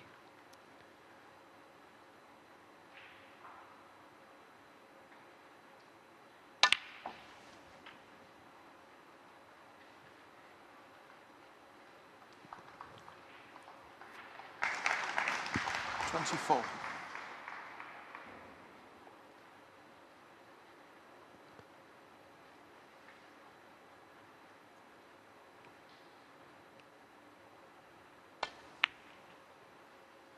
25. I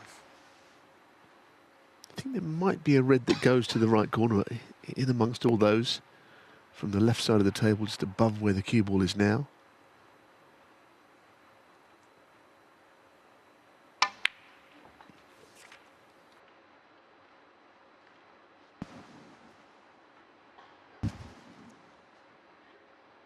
Thirty-two.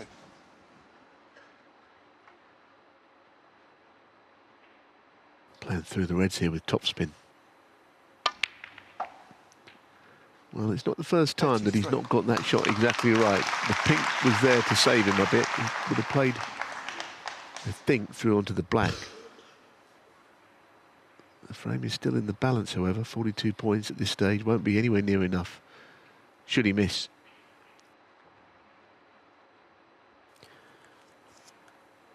You would think he would pot the pink, but if he takes it to baulk, which is the easier positional option, it does have a ways to travel.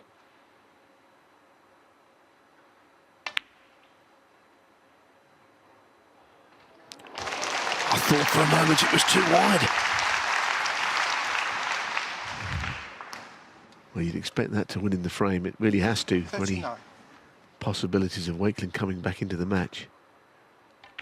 He just let him off the hook, Zhao Xintong, in this frame after that miss to that left corner earlier. Got him straight back in. The match is still very much alive.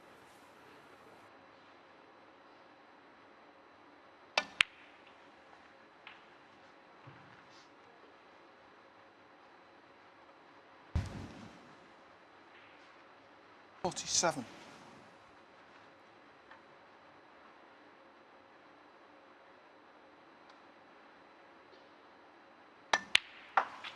48. 50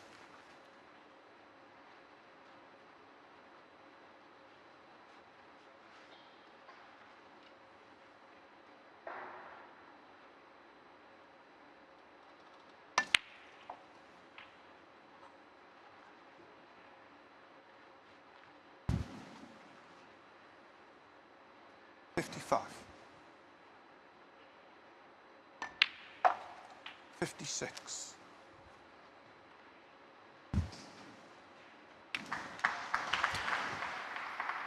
An absolutely routine black to pull one back.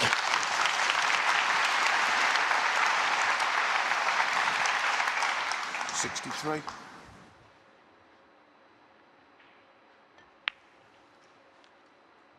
64.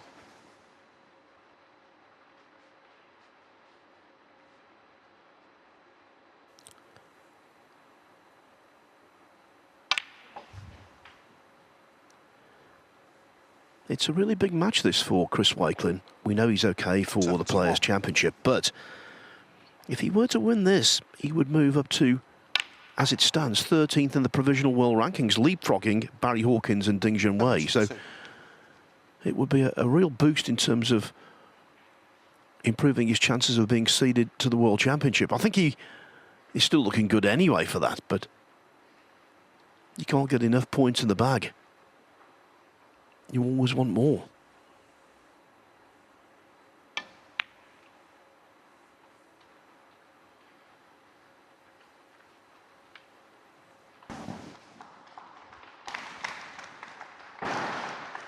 $76.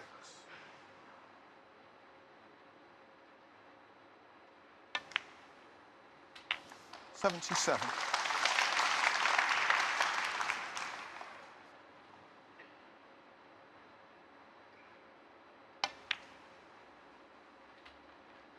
Yeah, it's been a good recovery, I think, the way that he's taken these. And yes, the momentum that you can gain from a frame like this, you know, we saw it yesterday with Xintong. He knocked in back-to-back hundreds against Selby, and the pressure began to mount on the UK champion, you know, understandably. It can still happen to Zhao Xintong.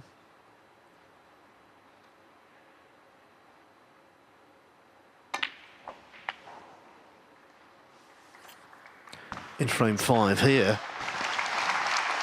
Zhao made an 84 break, the highest of the match. That's been superseded by this effort from Wakelin.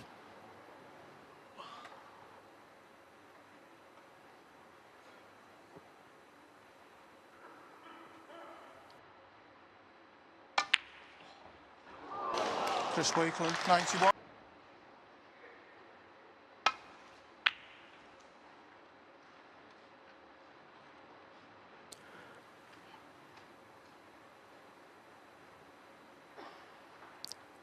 Well, Wakelin was 4-2 down to Elliot Slesser in the last 16 and dug out the victory.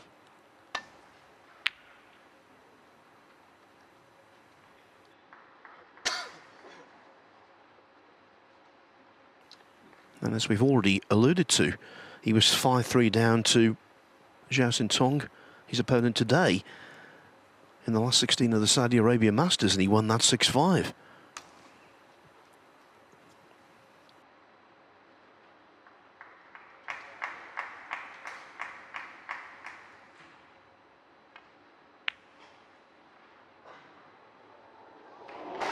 Such a good shot, isn't it? Rolling that in very casually and with a very calm head, I suppose.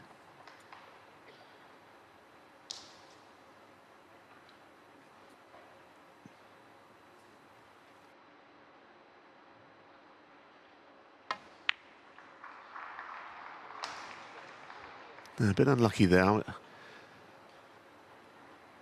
wondered if you could play it with a trace of right hand running side and get this side of those two reds, but maybe that was too much to ask where the cue ball was. So he, despite such a good opening red, I don't know what he's going to amount to. Has he got a possible double to left middle here? It'd be speculative, I think, at best.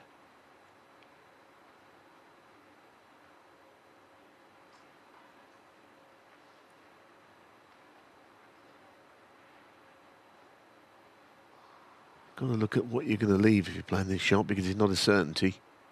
So he's playing the double.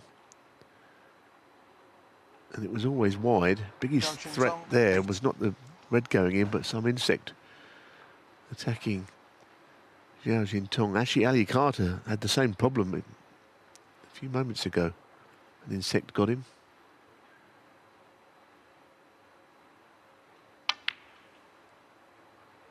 This is closer.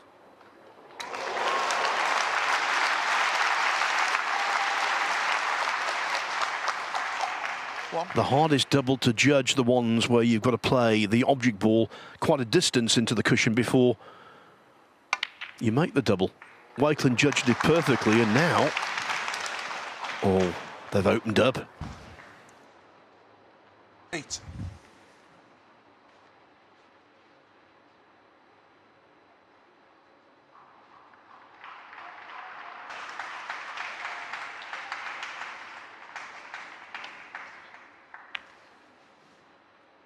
Nine.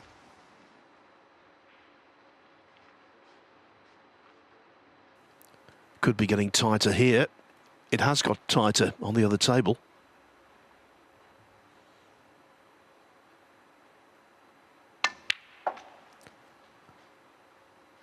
With a break of 88, Ali Carter is now back on level terms with Zhao Xintong at 3-3. 12.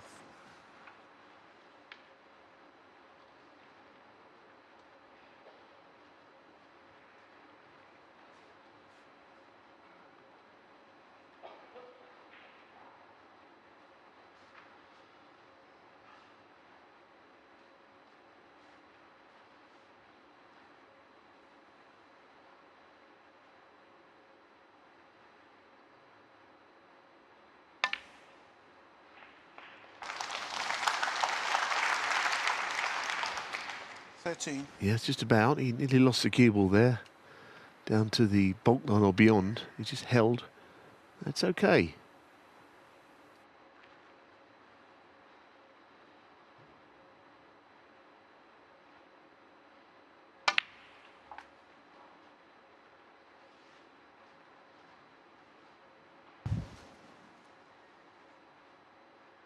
$16.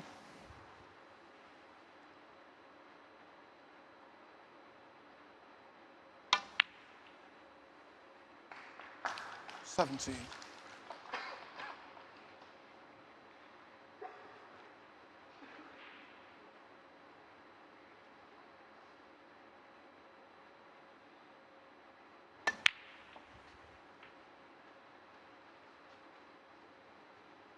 He's tenacious, Wakelin. Of that there is no doubt. 24.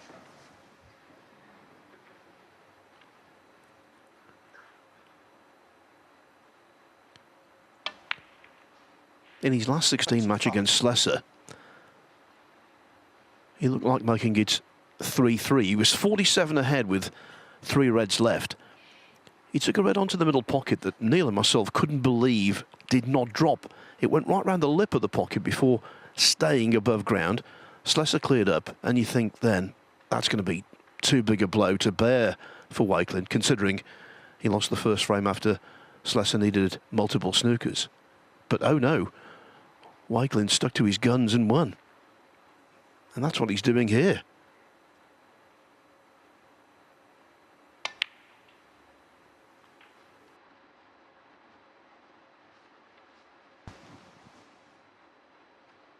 $32.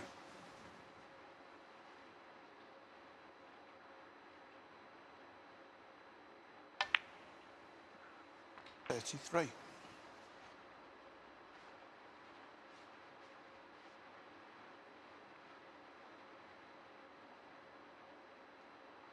Just trying to think through how it's going to work out after the red to the right of those 5, which is the one in play, is potted. He's thinking, well, that's all well and good, but that doesn't get me over the line. The 5 reds are kind of in each other's path somewhat. You know, he could nudge them here, or he could just hold up for a shot and get further in front. Any kind of a collision into the red should amount to something being available. He's gone for it here. Yeah, good shot. A good calculation, I think. Didn't wait until he had to play it. 38. A couple of shots down the line. 39.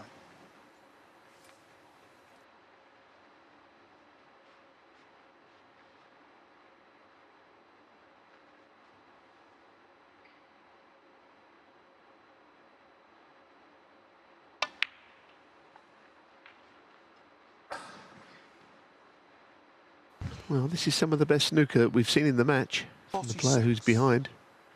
Last frame and a half have been good. Still got other work to do though here.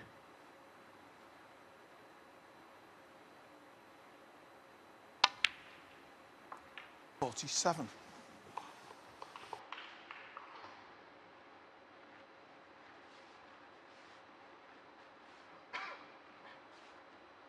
For much of the match, the way it transpired, you were expecting some kind of misjudgment from Wakelin.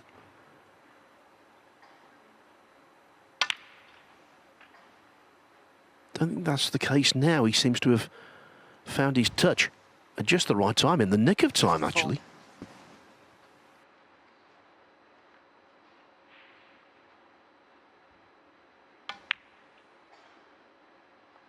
55.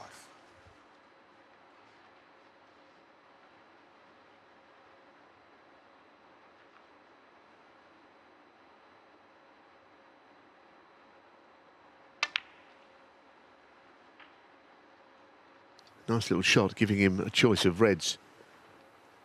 He has good cue ball control. You know, when he gets going, he's an exceptionally good player, much improved. He possesses a good cue ball, decent all-round game. And like anyone who's in the top flight on a going day, he's pretty devastating. 63. So frame ball, another red would be very handy just to seal the frame.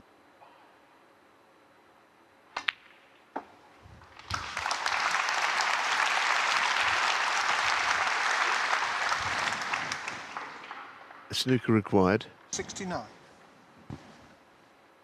for the world champion.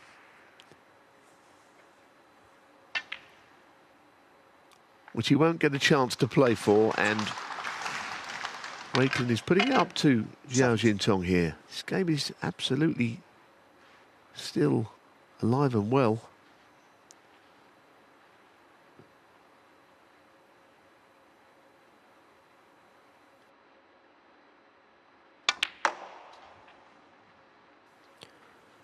Yeah, you could even make the argument that momentum is with Wakelin. Remember, at 4-1, 75. Zhao got a chance, overcut a red to the middle pocket. Since then, he spent a lot of time sitting in his chair. Wakelin getting into the groove, if he's not there already.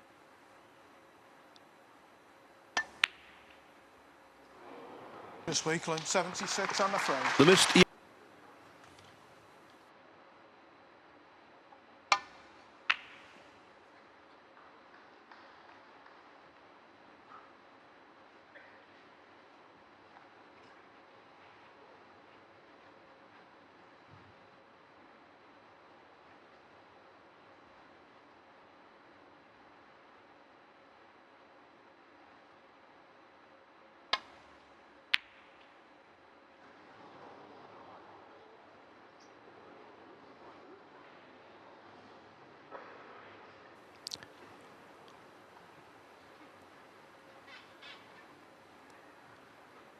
Zhao, thankful for the cover provided by the black.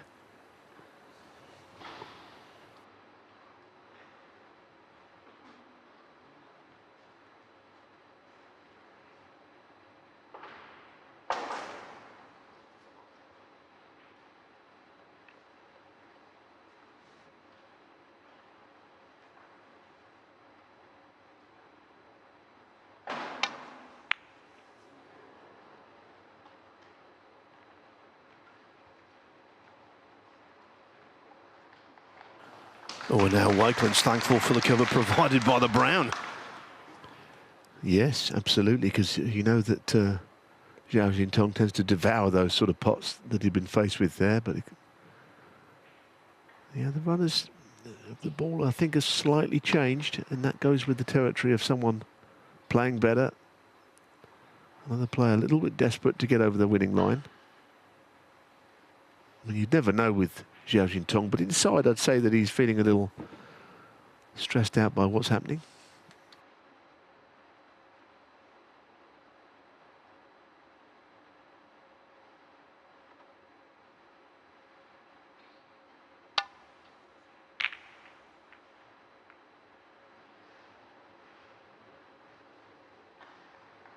Now, as you got cover this time, it's the green covering the red. Even if it isn't, it's not easy. It's straight and well, just off straight, but close to the cushion. Even for Zhao Xintong, this is not an easy starter.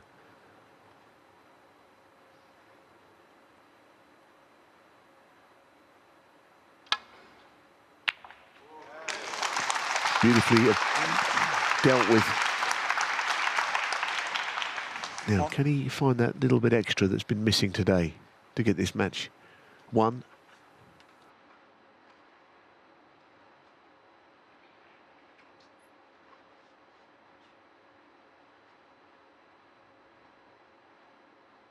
Sending the cue ball up and down the middle of the table where the brown spot would be.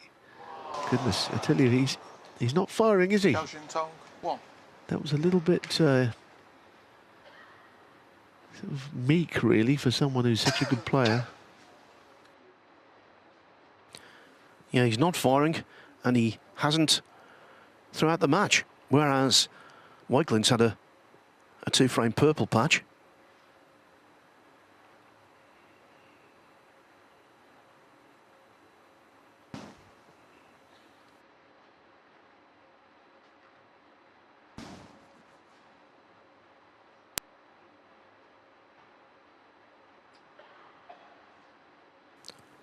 I remember in World Championship qualifying last year, a couple of times he built big leads and almost lost them. Zhao, particularly against Elliot Slesser, he admitted then that he was feeling an awful lot of pressure.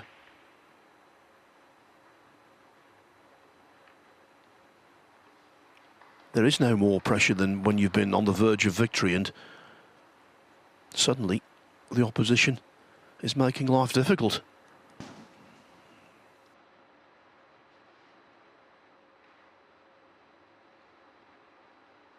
It was not a great shot, though, this time from Wakelin to leave his hand on the table. Xintong, which is something you cannot be doing against this youngster, even though he's not playing at his best.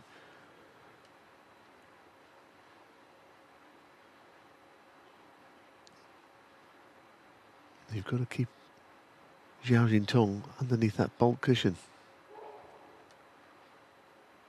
Bit of indecision, though, in his game at this stage.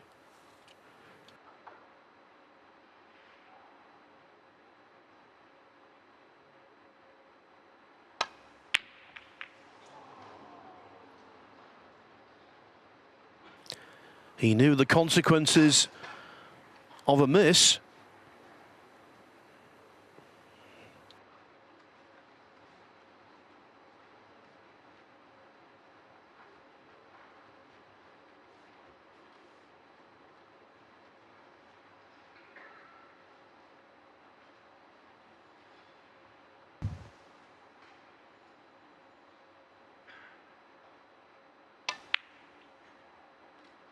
Well, I think there are some times in a match where you know that you're struggling, that you almost need to get some kind of encouragement from your opponent, not finishing off a frame. And Zhao Xintong might need to see Wakelin miss something to feel like he's still involved in this match, because right now he's not playing well at all, and Wakelin is.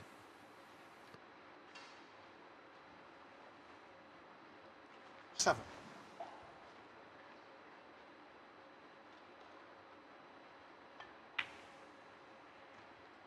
Eight. Well, now, I mean, that was not a great shot. He's left himself decidedly awkwardly on this black. He's almost carrying on as if nothing's happened, but this is not nice.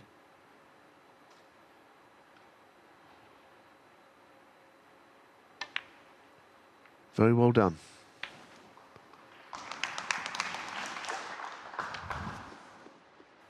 You see this with Wakelin a lot. 15.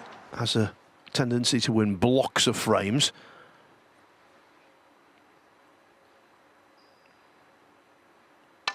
All players thrive on confidence, I think. 15. He does very much. Early on he was struggling pre-interval. He would have been very upset with the way he played. But it's a different animal since the break.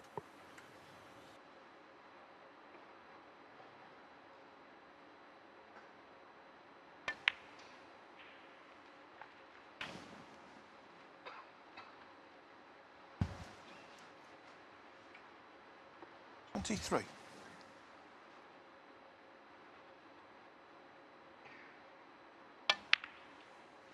24.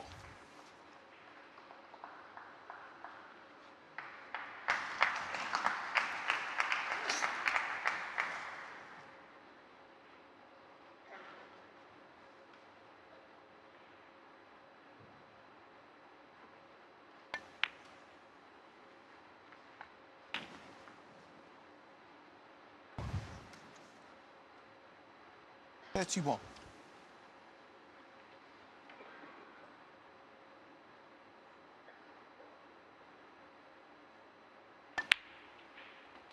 32.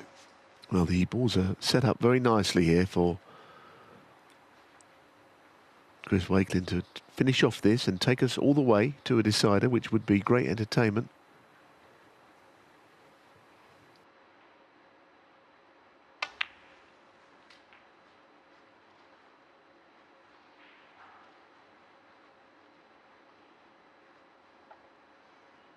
$37.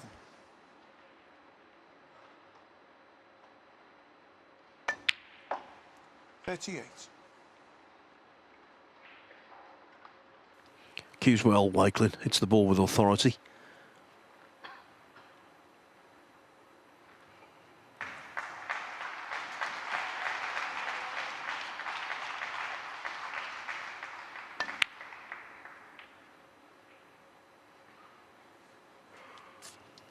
Well, I suspect he'll get this, but the last thing he wanted to be over the top of red, even on a pretty makeable red. It's still not a pleasant place to finish.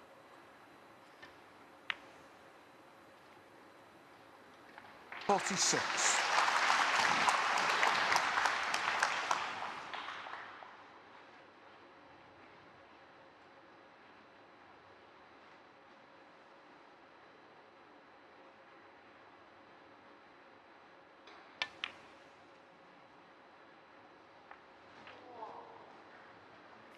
Stayed down on that shot because he wasn't entirely convinced the black was going in, but at that quiet pace, the pocket did accept it. And I think Zhao Xintong has got to accept that, having been 4-1 up, he might be going into a decider. Almost certainly you would assume where the reds are.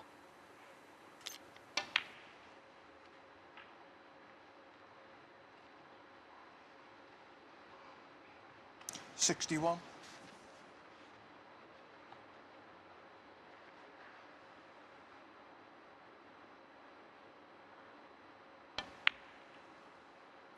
62. I think if you are going to make a meaningful comeback, and Wakelin has done that here, he has done so by severely upping his game.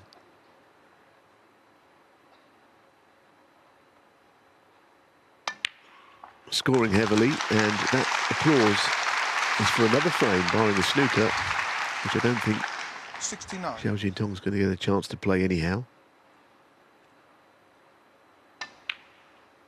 So now we got the 70.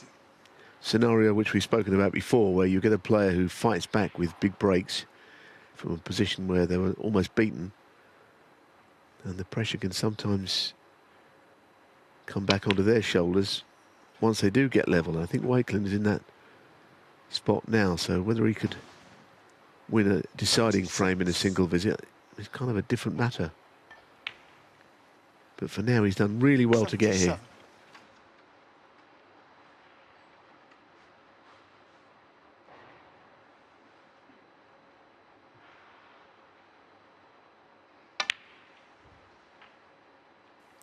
So 24 hours after coming back from 4-1 down 84. to win 5-4 against Mark Selby, the boot could well be on the other foot for Zhao Xintong in the quarterfinals.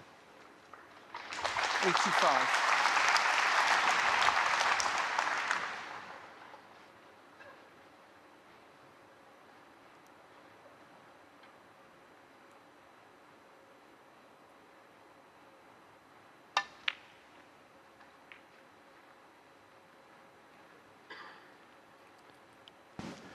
That's the beauty of snooker.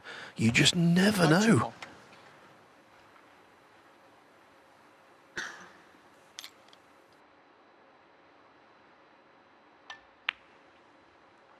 92.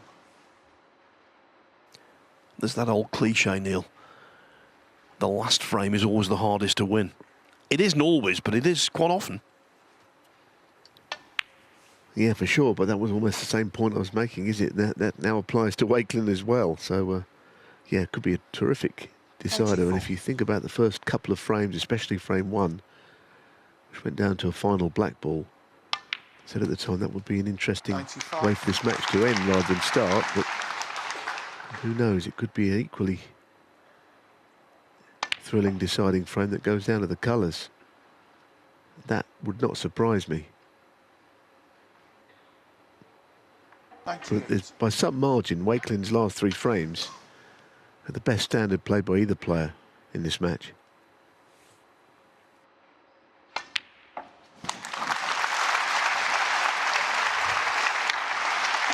See, very good stuff. And the world champion is under pressure. 100.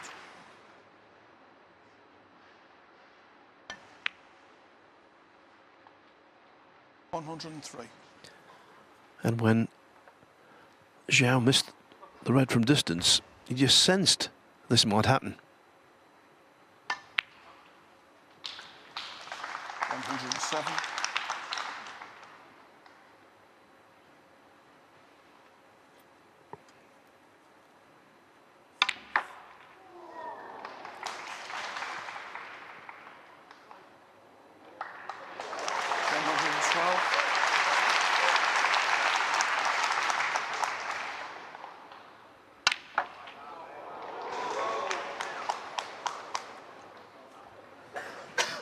$118.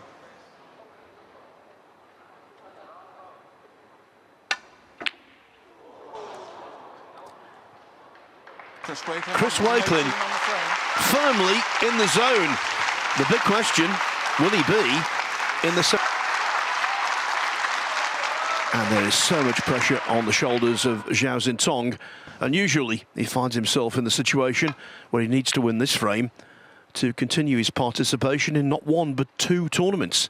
If he loses this match, he can forget the Players' Championship.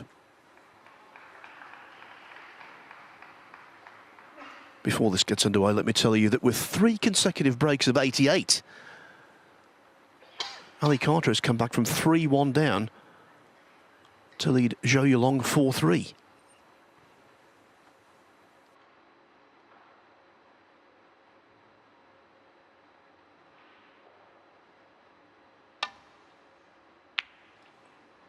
Yes, containing shot only there.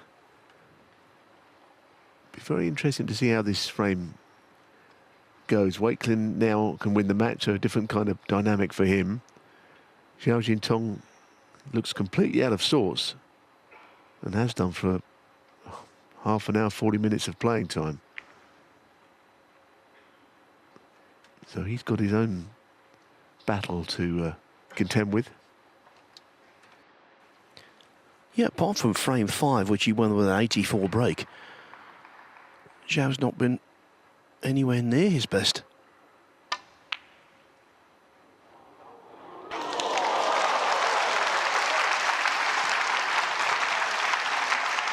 Terrific shot with the cross double. Cue ball goes into Bolt, but he likes to pot Bolt colours to middle pockets. I don't think he'd be able to refuse this. Well, he's right behind it, in fact. Why would he refuse it? Didn't quite see where the balls were landing there, but what a chance it is.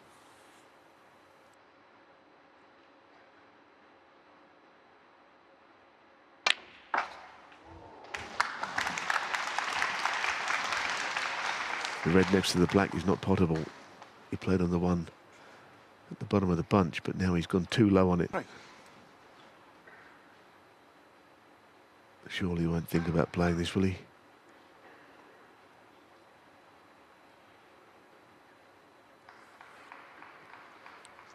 It's a big, big call. I think he'll end up walking away from this opportunity.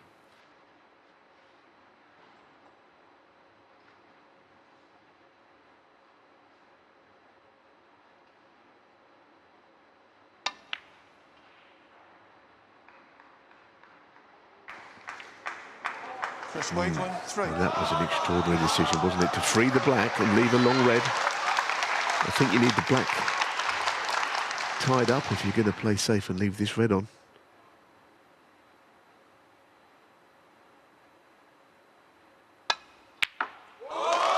Now, whatever happens in this match, I have to say, despite however well Wakelin has played, that last shot was a big blunder.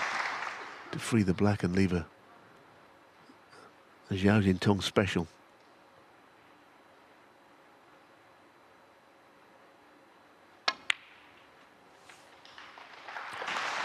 What a test. What a test for Zhao. Comes through this, he'll feel $1 million. If he loses this match, it's a real knockback.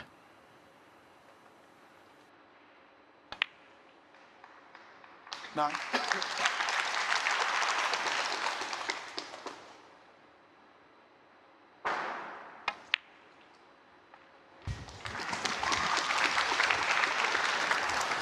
Now, just as he took the cue back there was some noise from backstage. 16.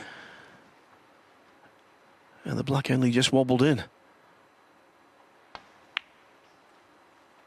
17.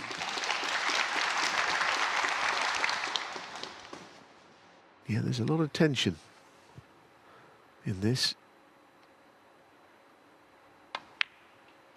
Not interested in going into the bunch. He's very good at that, but right now I think he's got to rebuild. 24.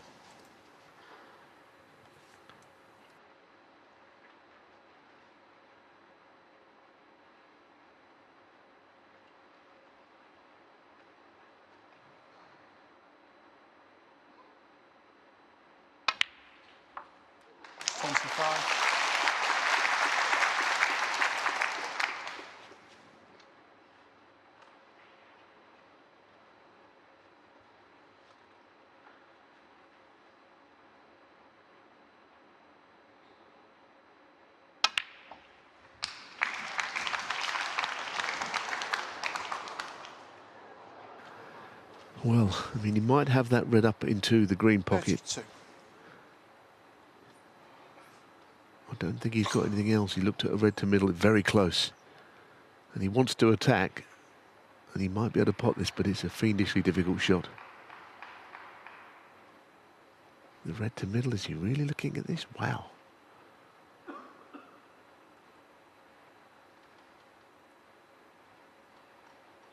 It's another one of those counter 10 moments. Surely can't play the red he's close to into the middle.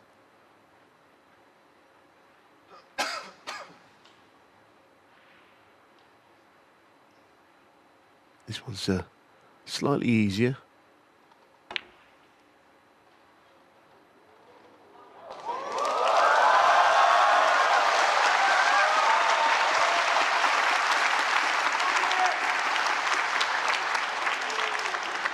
Three.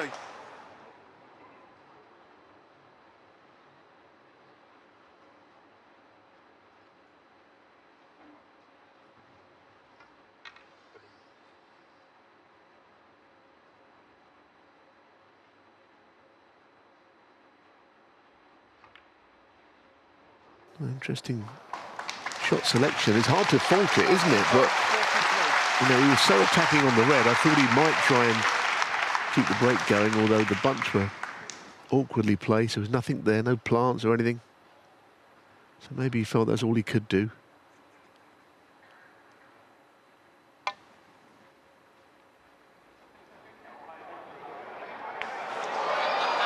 Foul, miss.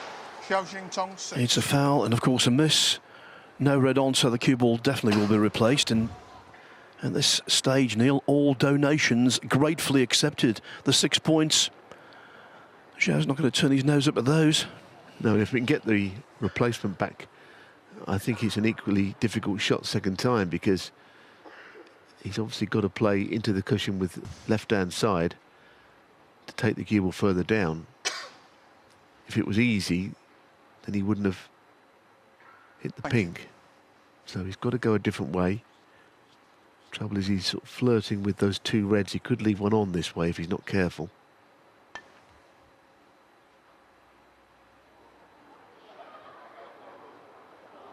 No, he's played it well.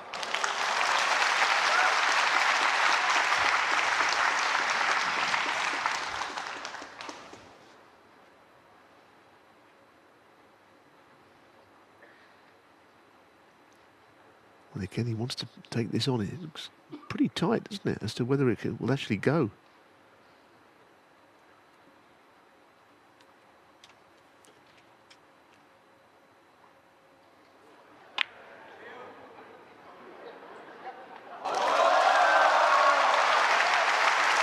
Basically just taking the red off the table, I think all that shot was.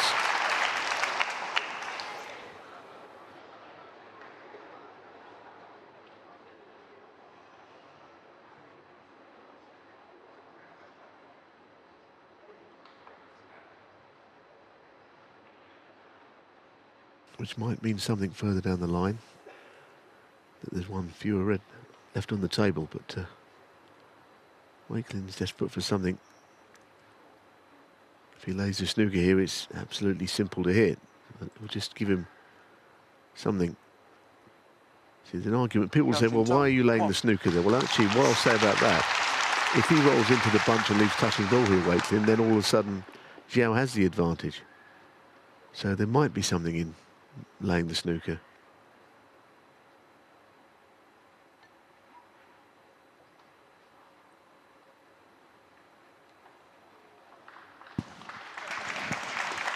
This is the point. People don't always realise that laying an innocuous snooker can actually benefit you further down the line. Really good call, Neil, and you could see Wakelin reel away from the table when he realised it was touching.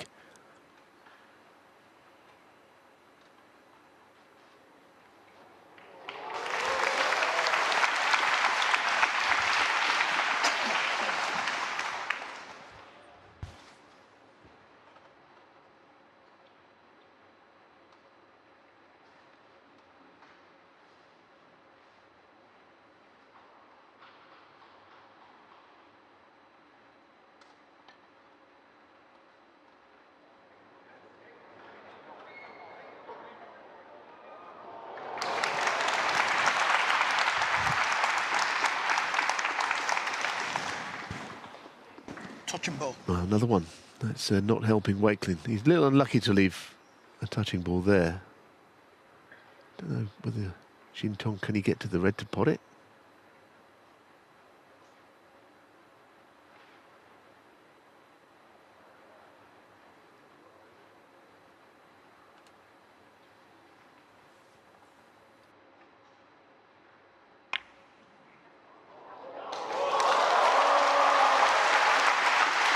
Turned out to be the right shot. He's always looking for the attacking options where possible, isn't he?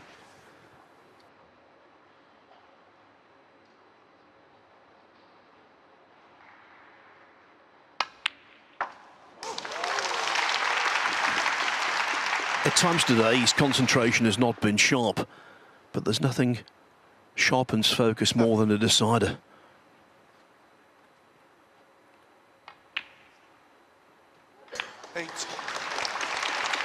One good split and he's almost there.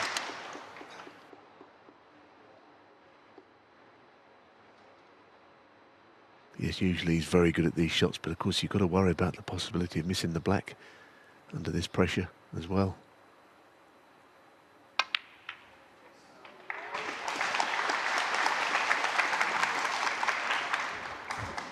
Good split, but more to do. 15. Yeah.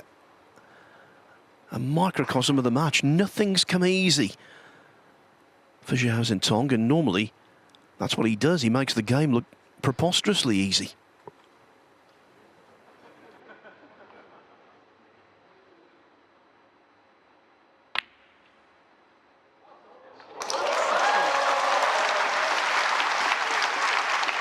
Another terrific pot.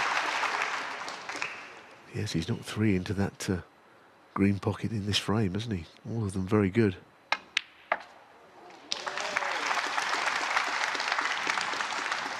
So red, high value colour, which it will certainly be if he pots this red anyway. 18.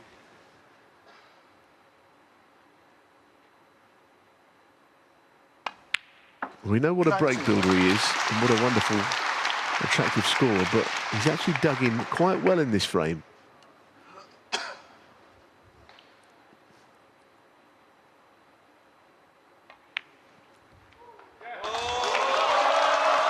Just going to make an observation now, and it may be nothing. Now that he's won, 26. It doesn't seem like we're saying it for any other reason, but he's been coughing and spluttering a little bit, and I wonder if he's completely at full strength today, Xintong, because he has played a little bit as if he's off colour. Only time will tell, but ultimately he's through. Good timing with that comment, Neil. I was thinking exactly the same thing myself. I didn't want to offer an excuse were he to be beaten. I think it's entirely possible that. One thing that isn't off colour, though, his resolve. It's in there for all to see. So 70 points the difference, 51 on the table. Surely a lost cause.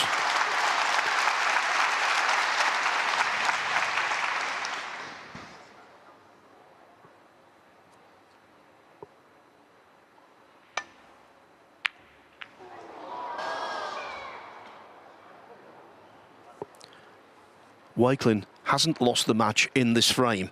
He lost it pre-interval.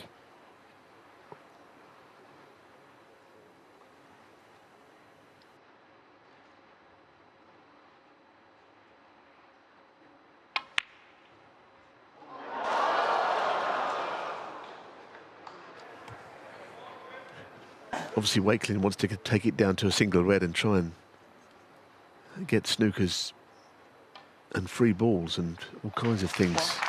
Weird and wonderful ways of getting back into the match, but it seems very unlikely. But why wouldn't you at least try at this point, of course? I mean, you can see a snooker guaranteed with the red closest to the pink 8. after the next red-black. Don't know if you try.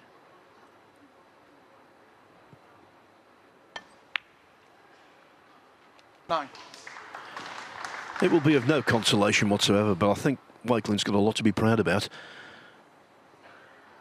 Coming back from 4-1 down with those breaks of 91, 76 and 118. Showed a lot of fight and tenacity.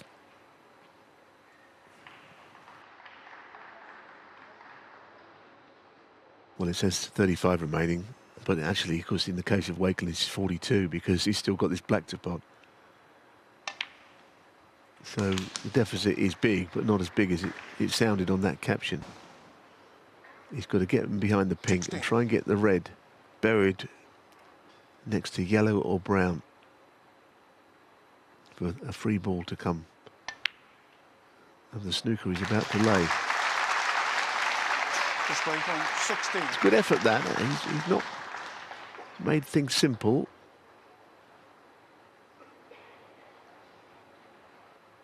Xintong is a red-hot favourite, but he's just not quite over. Yeah, Wakelin needs 5 snookers. Of course, if you were to get a free ball, that might provide the penalty points, or the equivalent of penalty points, to take it down to 3.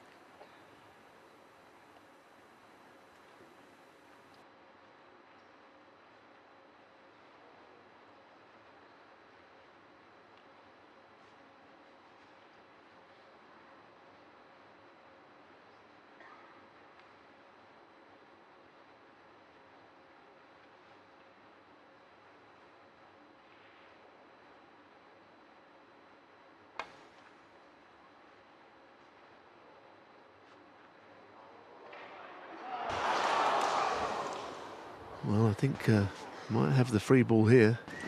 Foul for Chris Wakelin. Free ball. Is there a twist? Well, certainly a red, a colour, and a possible another snooker on here. When I said it was a lost cause, maybe I was a little premature. It would be the most remarkable escape imaginable, though. He's got to play on something big, hasn't he? I don't think there's any point in him potting this as a free ball. It counts as a red. So effectively, we've got 2 reds on the table now. And he'd probably want to play on a high-value colour and then send the cue ball back down to get the snooker once again. There's not a lot to think about, really. He's got to pot this and play on pink or black.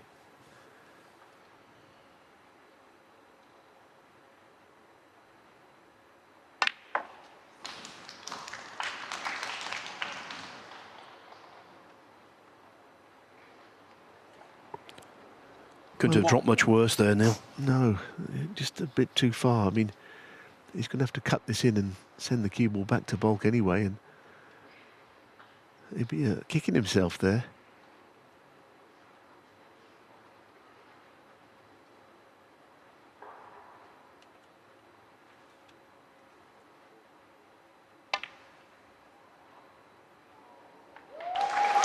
But the dream is still alive, because the likelihood is there's going to be another snooker. So 7. if it's a good one, things become quite interesting. In fact, very interesting.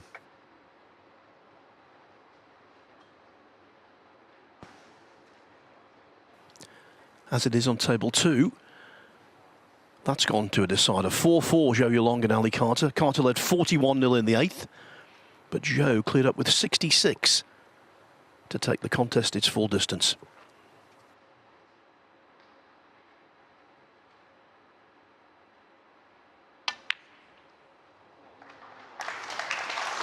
To do with this red coming out closer to the black, really. I mean, it's hard to fault what he's doing, but that would have been the perfect outcome. A miss won't be called should Zhao Xintong not make contact with the red.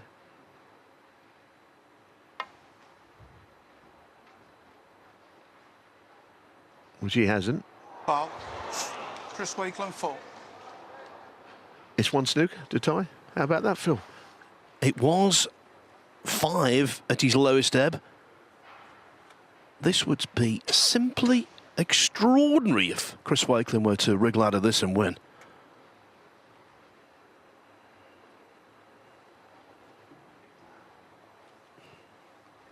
Does he have the spirit of Houdini?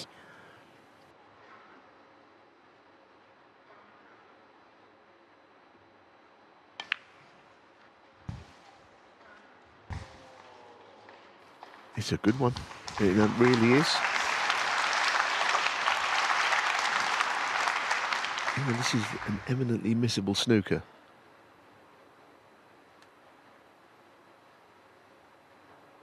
You're wondering which way he'll go. Well, he could go around the back of this. He's not impossible.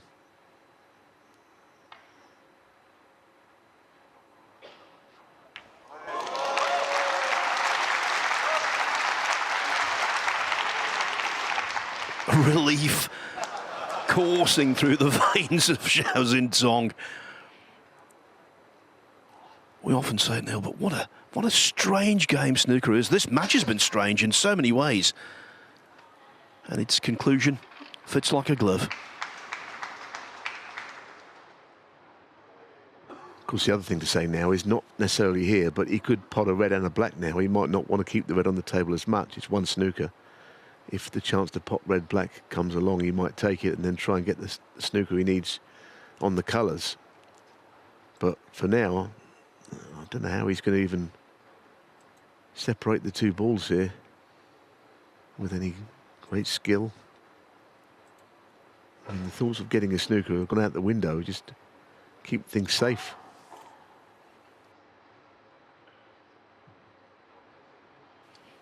How many times do you score 73 points in the decider and lose? Well, I can tell you, not many.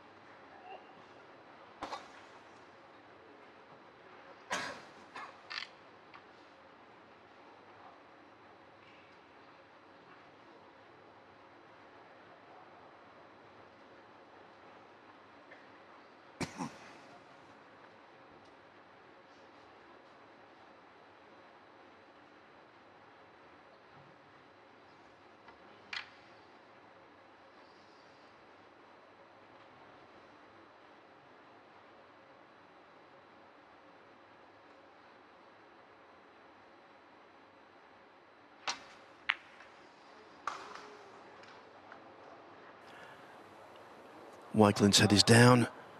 Where is the red? I'll tell you what, in these circumstances, it is not a gimme, this. I don't think anything is. No, I mean, the worst thing that could happen here is he could miss the pot and follow the red through. If he pots it and follows through, it's not so bad, actually.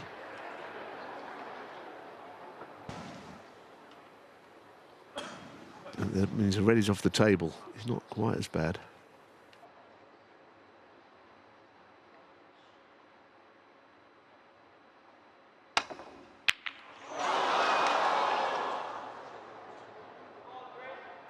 Where are the balls?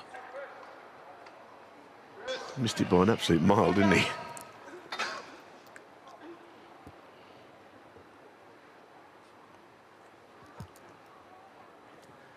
There's a knot in Zhao Xintong's stomach right now. He's thinking, if I lost this, well, I'll never hear the last of it.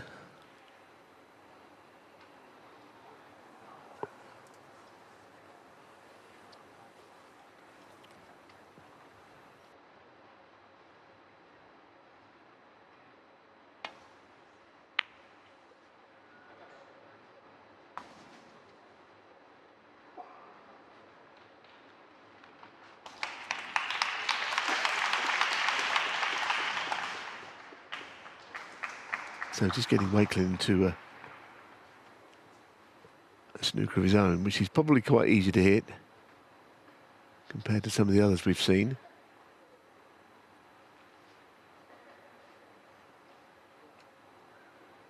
Just kind of gives a little bit of breathing space to Zhao Xintong. And nothing has been easy today. Even a frame which looked like it was going to be a cakewalk has now become a bit of an effort.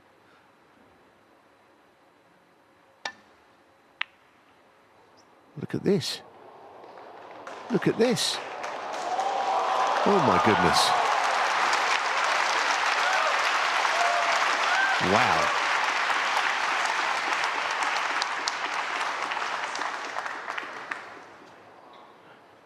It's not just a snooker. It's one that could be missed.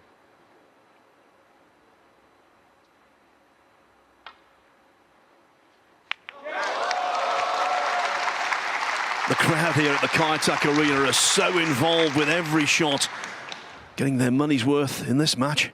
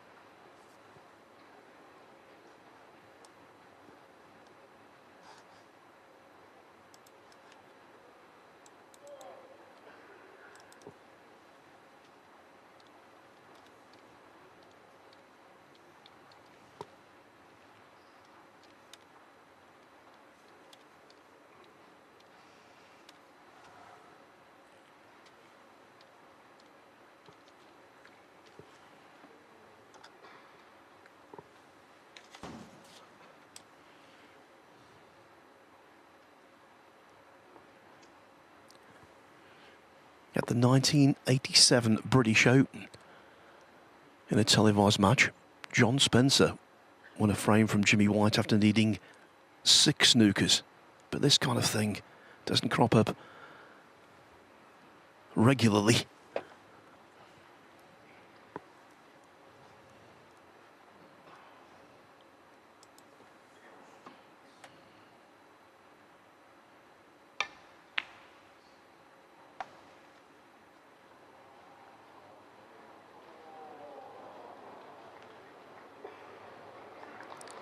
He's just not giving up the ghost, Neil. No, I thought that snooker behind the black, which he got a couple of shots back, would be a real opportunity. Zhao Xintong is hanging on grimly here.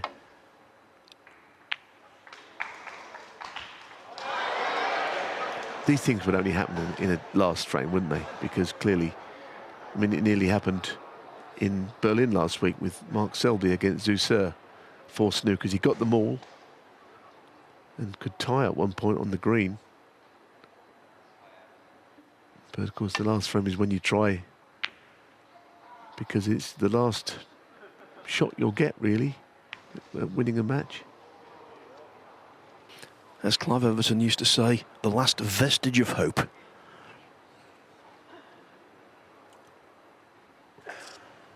Well, that will be gone if this goes in.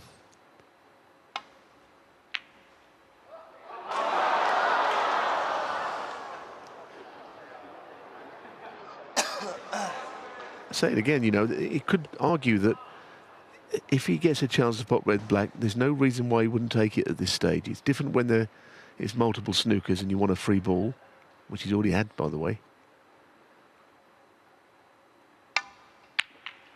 I think he actually did go for the pot there, you know. I think that might be his last shot. Yeah, he missed it by the proverbial country mile, didn't he?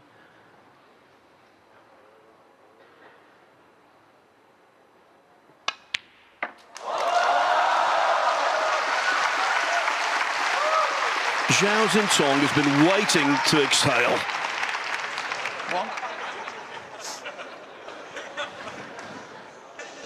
He'll be taking nothing for granted here, though. No, I don't think he looks troubled by something, but really he shouldn't be thinking that way. He's 40 in front on the yellow, on a colour, so really Brown ball. he's probably done the right thing, hasn't he? Let's be honest. Surely not expect any more drama from here, are we?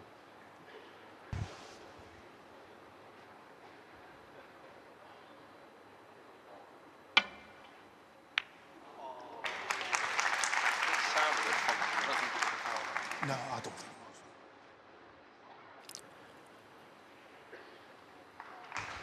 Chris Wakelin there, very sportingly, asking whether he thought he'd fouled the ball, but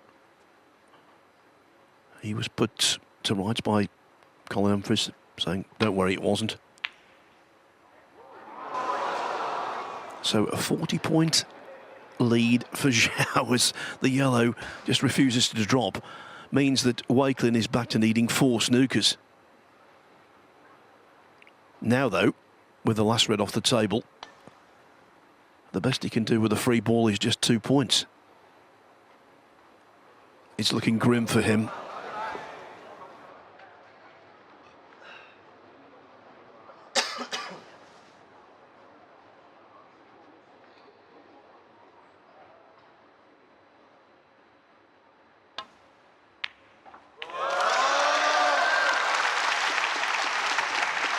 Surely that's that.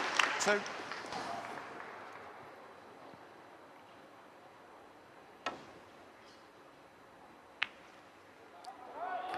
It is now.